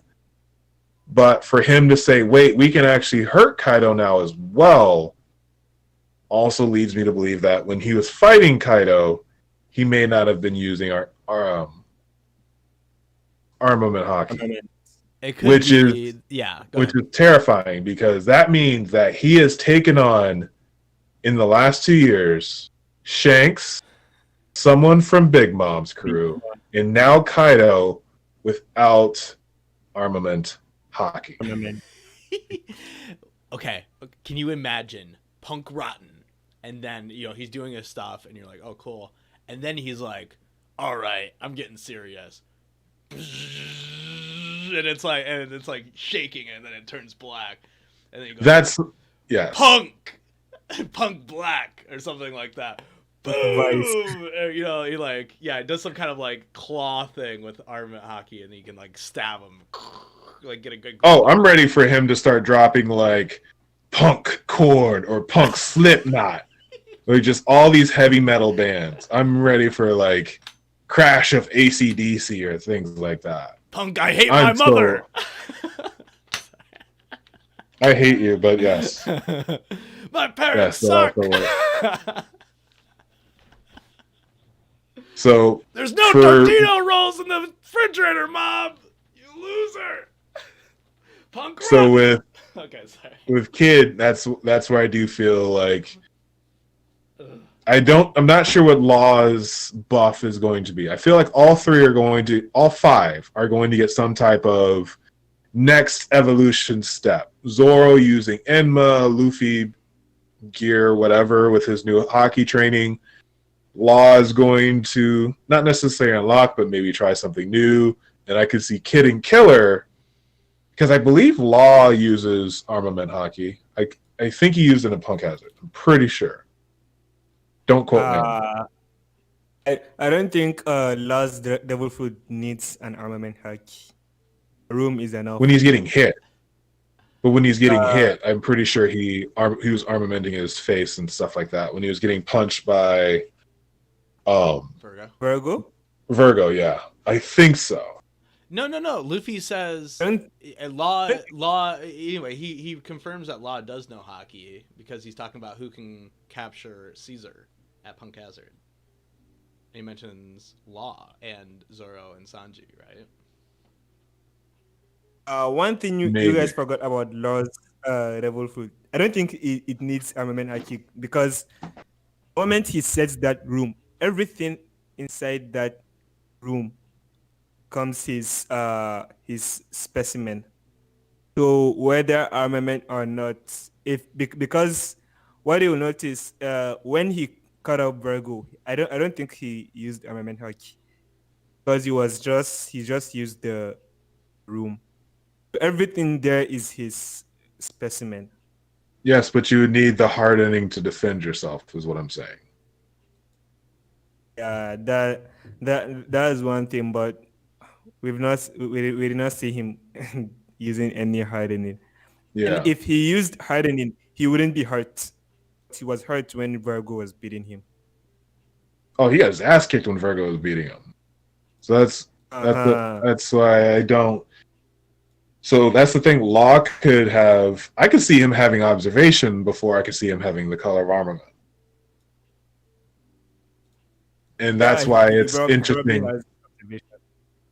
And that's why for us as readers, it's so interesting because going back to your comment about hockey kind of taken away from Devil Fruits, not everyone is guaranteed to have hockey at this point, which is really interesting because if we now have a situation where we don't know how they're going to take that next step, but it actually becomes something that we're aware of, but they may not really understand at this point. Which is the biggest thing that we've always heard countless times with hockey is in the heat of battle, your hockey blooms. There's no other time for these gents than this time right now for their hockey to bloom. So that's just that's my thought on that. Okay. Yeah, but I don't think Law's gonna have a Conqueror's haki. I don't think so. I don't think so either. I don't. No, I wouldn't say. Kid does. I believe he does. Well, So- if Kid does, I Law know. does. That's how I feel about it. No, I don't think so. Kid and Luffy are enough. It's just like I don't think Mihawk has Conqueror's haki. Shanks does. So I don't think. I think Mihawk does. You see those eyes? That in itself intimidates. Those eyes are special, but I don't think in a Conqueror's haki way because those eyes maybe he has a more advanced observational haki than maybe even Karakuri, but for Conqueror's haki, I don't think he does. That's interesting. I could see it. There's who? Whitebeard. Whitebeard? Whitebeard did, but he was too old during the battle. He even said, "I'm too old to even stop them." That's so Whitebeard had okay. Whitebeard had conquerors, but actually, let's see real quick who has conquerors. Conquerors. Mihawk definitely does. Mihawk is too ready to throw hands to not have it. Yep. I think you're right. Any guesses? Any guesses for conquerors? How do you mean? Just throw out names of people. I'm looking at the list right now. Oh, okay. Throw out names. Okay. Well, I guess Boa Hancock has it, but I'm a little confused on that because I don't remember her using it. Yeah. He has it. Hancock has it. I did not realize. So Kid's on this list, just so you know. And if the One Piece Wiki has it, then it may as well be canon. Well, you're on One Piece Wiki? Yeah. Okay. Or One Piece Fandom Wiki, what do you want to call it? Yeah. So, you want to just throw out names. Okay, well, I'm looking at the list now. Oh, see, that just takes away from it. And now Well- the people in the chat can see. Yeah. Well, I think that'd be more visually entertaining, at least. Chinjao is the one that really threw me off. Who's Cat? Well, we knew Chinjao because of when Luffy and him. Katakuri does. Yes, Katakuri has conquers. Him and Linlin are the only Charlottes. I don't know anyone who else could possibly get it from the Charlotte siblings. Yeah. None. Who? Oh wait, this guy. Aka probably has it. Baccarat? Cracker. Charlotte Cracker. Yeah, he probably Interesting, yeah, actually, because when he did something to Randolph that wasn't necessarily Conquerors, but even Luffy was like, what? Like, yeah, and he was like, Chinjao was the one that was very confusing. Didn't realize Odin had it. Was doing to the homies, even what he was doing to the homies. Hey, was cool kid, like, how's it going? Messing him up. Oh, cool kid is here. Wow. Sengoku also supposedly has it as well. Yes. So as of now, there are 15 Has it. individuals. There are 12 canon characters that currently 15. have Conqueror's Haki. There's 15. So Shanks, Luffy, Rayleigh, Hancock, Whitebeard, Ace, Don Flamingo, Shinjao, Big Mom, Katakuri, Odin, Kid, Sengoku, Edo, and Raja. So that's why it's weird, because for these 15, you have Sengoku on here, but Garp's not on here. Oh, yeah. Which is... Garp, I don't think Garp has it. Neither is Dragon. I could see Dragon having Conquerors before. Dragon could have it, but what you should what you should understand with Conqueror's Haki, you don't Well, kid, absolutely you can have join to, the stream. I think we only got like 2 more subjects, but yeah, definitely. We've got like 15 minutes left. You don't necessarily have to have Conqueror's Haki to be like a dominant character. Conqueror's Haki is just like a level higher or something like that. But since Conqueror's Haki depends on the will, like... Whoa! Oh, okay. Sorry. Someone said something, and I was like, what? Someone said Sengoku's stronger than Garp and Dragon confirmed. Okay. I wouldn't say confirmed. God, I just jumped into the right point, didn't I? How's it going? Oh, yeah. Cool kid. Hey, sorry for being almost super late. But, Wait a minute. Oh, you're good. I'm going to try to find you. We'll probably be going for like another 20 minutes or so. okay. So, this person says Sengoku is stronger than Garp. And Dragon. I think he's trolling. Okay, But I think that's a good argument though, because the Golden Buddha, we don't know how durable it is. I would say it's probably one of the most durable devil fruits, and Garp is nothing but just a spear. So in that case, like which is going to break first, the spear or the shield? Yeah, but the fact for Garp to be stronger than, and that's almost unknown since we kind of don't really know how strong Dragon is. Not even a little clue. Yeah, I do find it interesting because Sengoku, Garp, and what's the woman's name? The old lady that chased around Luffy?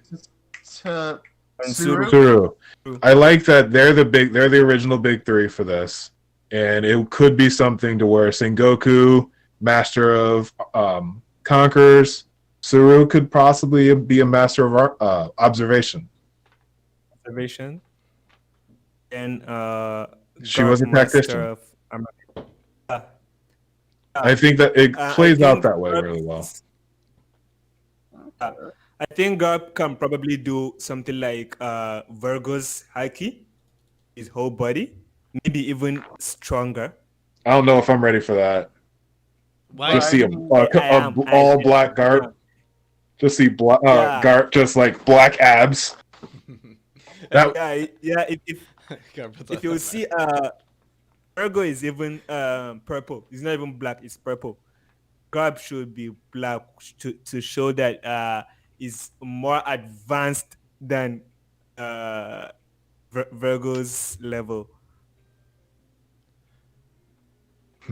But wait a minute. Doesn't it wait, I thought it happens when like every time like with Virgo and any character that goes full body hockey, they get taken down. We're 0 for 2 on that. But I see where you're coming from because it was Pika and Virgo.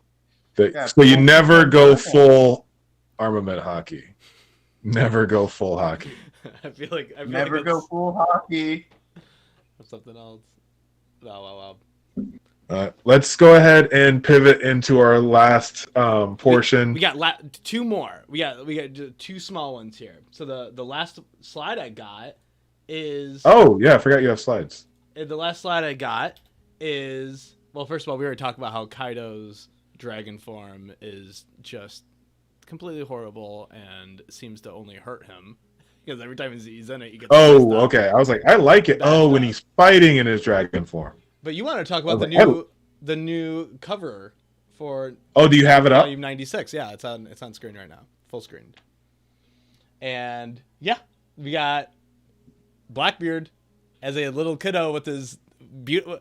Oh, everyone loves it when the kids come out to play with their little knives. You know, it should be coming up in the stream here in a second. There we go. Yes. Okay.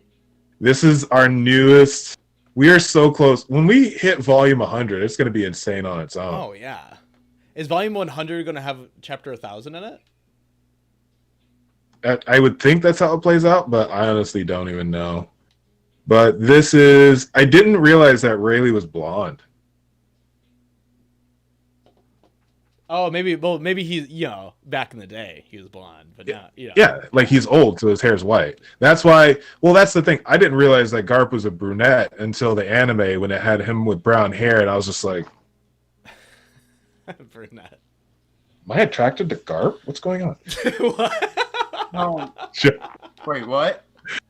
No, just laughing about Garp's younger reveal. You're also talking about his muscles earlier, so maybe you really do you like the older men.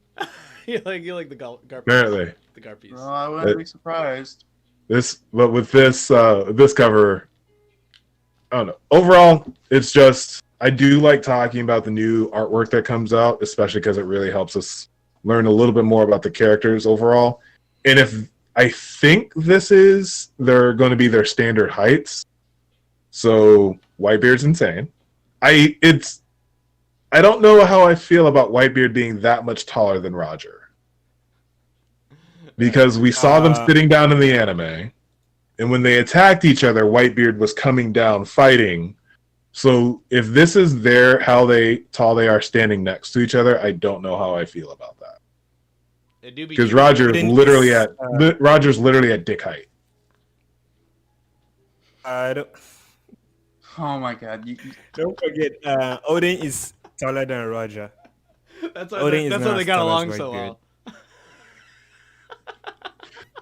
So wait, Odin's taller than Roger. So he's squatting there. So taller than Roger. Wait a minute. He's one of the tallest Roger pirates. I'm still laughing at what you said. Yeah. Well, do you remember when Luffy first jumped up right next to Whitebeard? It was like ridiculous. Like Luffy was like, at knee height. He's basically the same size as Blackbeard in this. Yeah. So he's smaller than Blackbeard. Okay. Purple Infernate made a point that it could just be like a spacing error, like he could be ahead. I don't know, Purple. Like, I don't know. Because we didn't really see a lot, but... Whitebeard is a big boy. Whitebeard was, and Roger was around the same height as Rayleigh. And Rayleigh is fairly standard for his height. Definitely. So we do have those comparison points. And judging by the anime, like Odin is like 10 feet tall, which is insane. Did you notice that Rox was short too? Fairly, yeah. Fairly short. Yeah. But again, he also is standing next to Whitebeard, Big Mom, and Kaido. So that's not necessarily the most fair height structure. Right. Or even consistent height structure. Yeah. Okay. Anything else on the cover? The cover thing, because the last thing I got is kind of One Piece related, but I found this artist I wanted to show you guys. Sure. Well, let's do the artist, and then we can talk about Sabo, and then we'll end it for that. Okay? Okay. You guys are all watching the stream, right? Yeah. Okay. Sure. And for anyone else who just checked out the stream, go ahead. If you could leave us a like, that really helps us out. And hopefully that'll help build up the intensity for what he's going to show us, which is... Okay. This is the artist I found called... I just want to make sure I pronounce it right. Wallop. So WLOP. And so it looks very like... It's like basically fantasy girls, but like, and then with like a huge backdrop.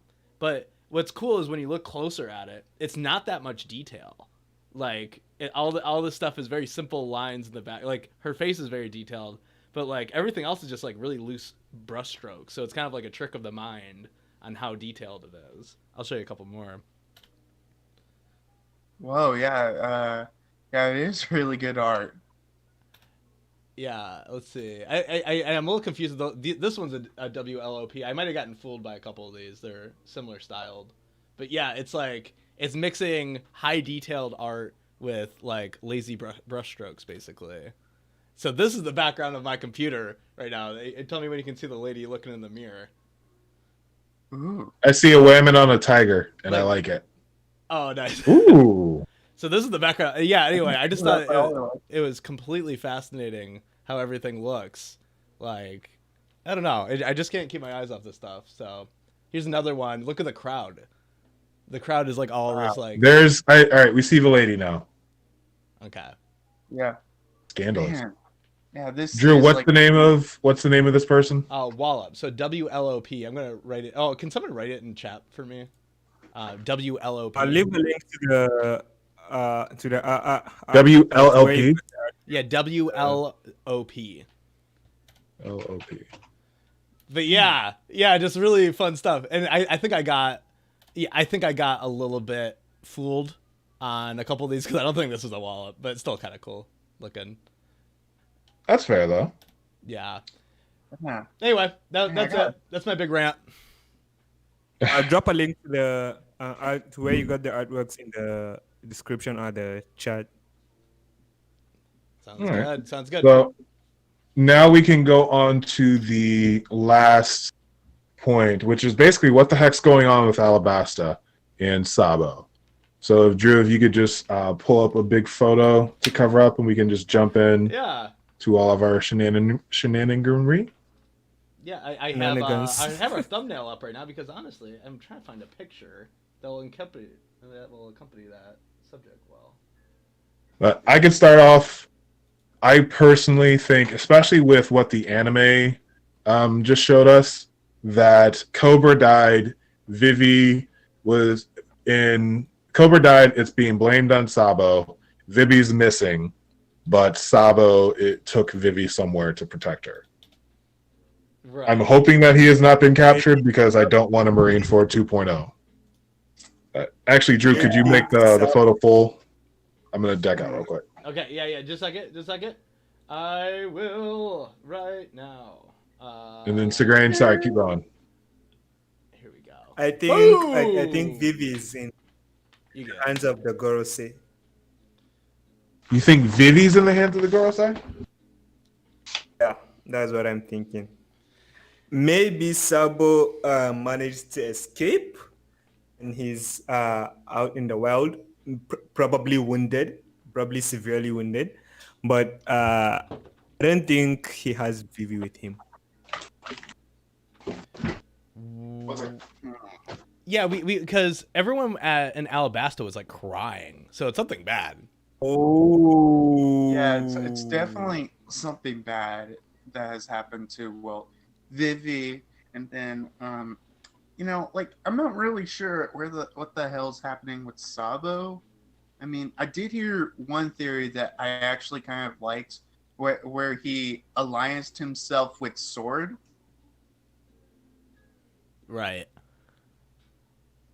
Wait, who aligns themselves with Sword? I'm confused. Sabo. Ah. Still Oh. Whoa. in the shadows. Yeah, Sword are see. still in, they are still in the hiding. Nobody apart from them know themselves. So how will a member of Sword open to a revolutionary, not even a fellow Marine? They could probably open up, since I think they have like somewhat the same values and stuff like that. But I don't think he aligned himself with the Sword. He's probably being framed for killing Cobra, and probably Vivi is in the hand of Gorse, and he's framed for kidnapping her as well. Yeah. I mean, What situation that's could that probably. be? Go ahead. Go ahead, Ken. No, I was going to say, well, that's probably the story that's currently running in the papers, but I don't know if it's exactly 100%. I know. So we also have an assassination attempt, right? Attempt. Oh yeah. So that means. Oh yeah. Yeah. Okay, so let's put it all together, right? So, Cobra looking hella not well going into the reverie, like death flags all day. He's like in a wheelchair. Very true. So we got him going there. We got Vivi. We have them asking. They're like, I want to ask them one question. What's going on with the poneglyphs? And of course that's gonna piss him off. So assassination attempt on Vivi, assassination on Cobra, and Sabo rescues the damsel in distress. Also, remember, Kobe's royalty, by the way, right? Kobe? No, Sabo. Sabo, my bad. Sabo. My bad. Sabo. He's not royalty, but he's Wait a So- minute, did you just call Sabo Kobe? Right. I'm offended as a Kobe. We We had were a whole talking about discussion, Kobe yeah. earlier. Because I like Kobe, but everyone else thinks that he's complete useless trash, which for now. I just call him he's just lame. I know. And he gets the worst princess too, so even more lame. Well, okay, Oh. speaking of which, anyway, it's kind of fascinating that Vivi and Sabo, sparks could fly. Sparks could fly if they were together.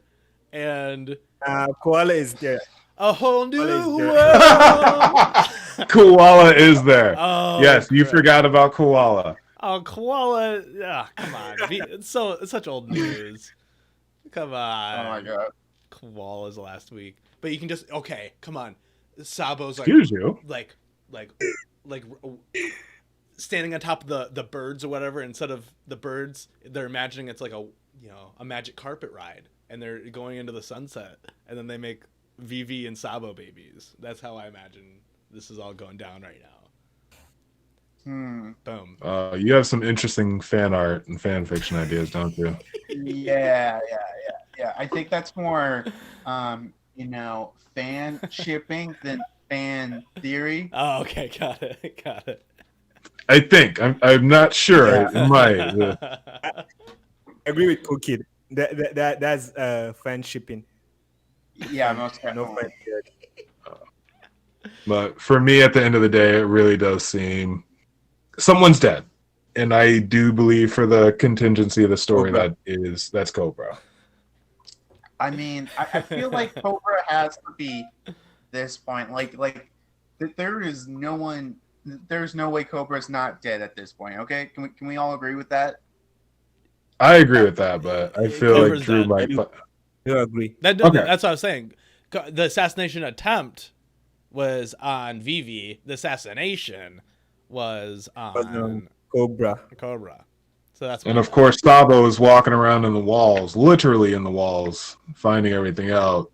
So I could see him saving Vivi, being seen, and her being kidnapped is what the world government's reporting, when in fact they tried killing her, and Sabo's the one who saved her. Yeah, trying to cover it Again, up. But the thing is, Sabo is not alone. So where are the rest of the people? Where's what's his name again? Karus is the Karasu. crow Not dude. Karasu. Karasu is the dude. Not And then Karasu. you, The then you have other the guy, giant. the scientist. Morley. Morley was the giant who was an Only otaku. and the mink guy. Okama, man. He's an Okama. Morley is Okama. That was very jarring to see a giant in a skirt just saying, "What are you guys doing looking up my skirt?" That was a jarring experience. Very jarring. But then there was Bello Betty, and I'm like, okay. And the other mink, remind me of his name. I forgot his name. The steampunk dude. I like his design. It starts with an L, I think. Start with an L. Jesus. Let's see. What's his name? What's your name, crazy cat? oh, yeah. It's like Wonka guy looking. Willy Wonka looking. He actually, yeah, you're right, Drew. I've never said that before, but he is. Okay, I'm getting his picture up right now. For some reason, he's not even on the Mink wiki. Really? But we know he's a Mink. Could be something weird going on. Search Revolutionary Army. Apparently. So, Revolutionary Army One Piece. Yeah, that's definitely. I mean, Baltigo. No, wait, no. Lindbergh. So whoever said the L. Lindbergh. Yeah, so whoever said the L was right on point. Lindbergh. The crazy inventor cat. Mm-hmm. Yeah, we're together. So, which means is either they've been captured, and Sabo is the one that managed to escape, or I think it may have been the other way around. They are probably dead. Since there was a fighting in Marijoa, so they could be dead. Anything can happen. Well, with Lindbergh there, they can get away fairly easily. And then with Karasu's Oh my god. with Karasu's Devil Fruit, we really have no idea what it can do or what it really is. So it's interesting because someone did something to Fujitora to give him those bandages. Yeah, that Someone is did. true. I'm like almost sure they fought with Fujitora and Green Bull. Yes. I'm very confident that Green Bull also fought. Yeah. Maybe one day we can actually finally find out who is Green Bull, what's his devil fruits.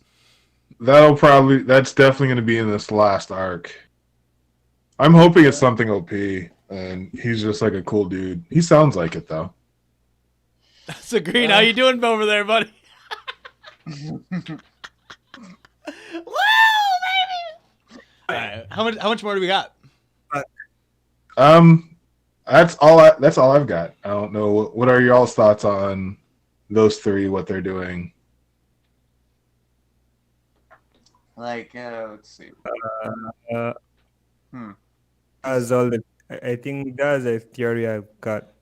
Okay. Either the Molly and Lindbergh are dead or captured. I'm thinking more of being captured. I don't think they're dead, but maybe they're captured, and Sabo was able to escape either with Vivi and being reported kidnapped, or Vivi is in the hands of Gorose, and since she's missing and Cobra is reported dead, then they will probably frame Sabo for kidnapping her.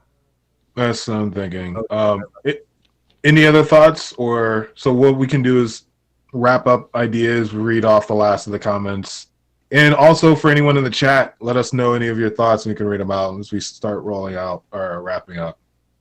Cool kids, any thoughts or do you want me to do comments first? Well, I said my thoughts earlier, but I'll just say this one theory that I've heard of about, Sabo being in Wano. So I just kind of curious. What are your thoughts on it? Revolutionary Army's not in Wano. Yeah. Well, not the They're not even going Revolutionary, there. but just Sabo. Sabo just teleported there because of what's his name? God, I forgot the name. Kuma? Yeah, Kuma. Bounced him to Wano. That's a good idea, but I would not. Wait a minute. Keep that up for it, but Dude, he could do that with Vivi and Sabo. But Kuma has to be able to be conscious to send them somewhere, and he's not conscious anymore. We don't know that. As much as I like that theory, I don't think it's. Yeah. I don't. No, I'm with it. It's going to happen, but I thought Drew normally does crazy thing. Okay. All right. Drew, any final thoughts, or you want to do comments first? Comments. We have people have People there are comment. comments that I want to read out. You've got to be kidding me. Commenting on our video? I'm talking about the chat, dingus. How dare you? I'm either going to read. All right, so let's see here. Purple Infernape was the last one who was really chatting up. VV, those chains are broken, just run away. That works from the photo that Drew had.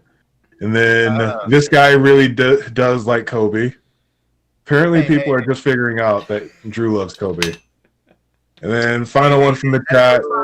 I like Kobe, but not as much as he is.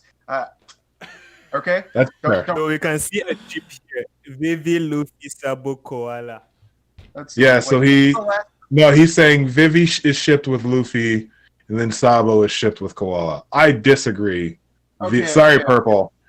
I do not ship Vivi and Luffy. No. Okay. He's like fourth on the list. Okay, I'm To be just going to honest, make... Fifth. we have to see Luffy and Hancock. Wait, cool kid, go ahead. Okay.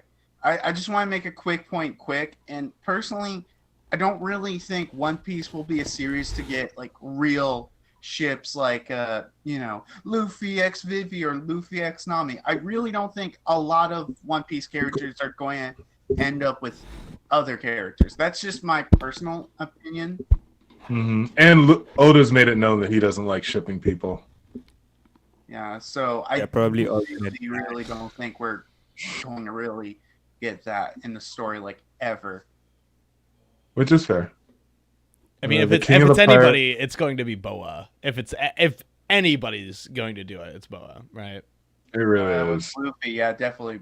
Yeah. Like, I would put Boa above Vivi. I'd put Robin and Nami above Vivi. Me personally, I put Nojiko and Reiju above Vivi, just because I love them both, and I would love to see them end up with someone, just for my own headcanon. Everybody forgets about Vivi's childhood friend, his name being character number 2. No, I have no idea what his name is. What was it? Yeah, I know what you're talking about. Yeah, Kozu.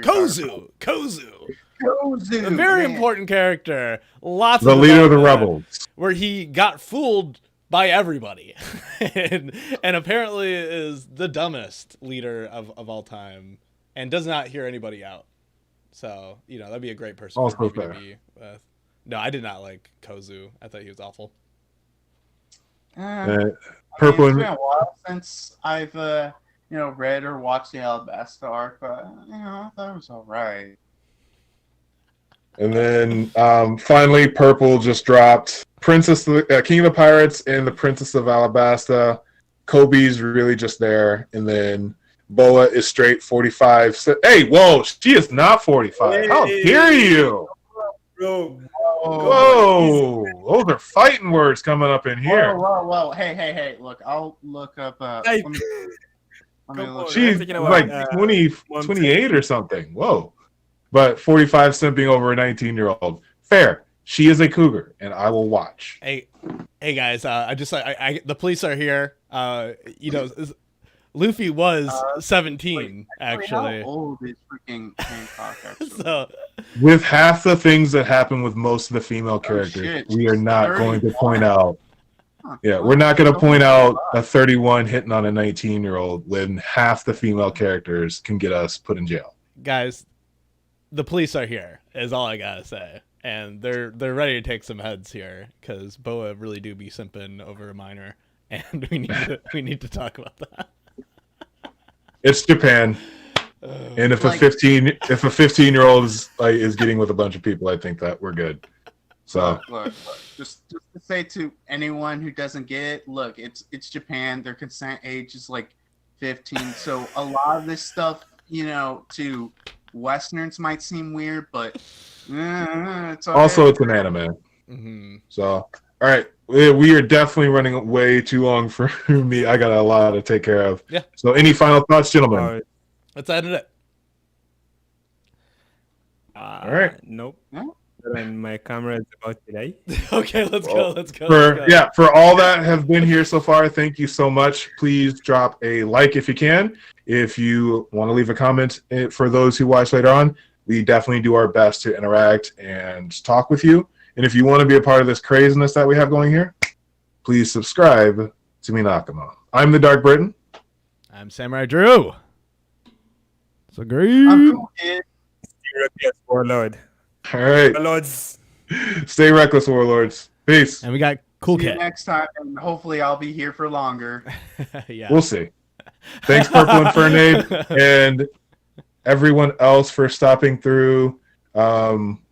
Let's see here. Unchecked and Chisei the God and Joker for all.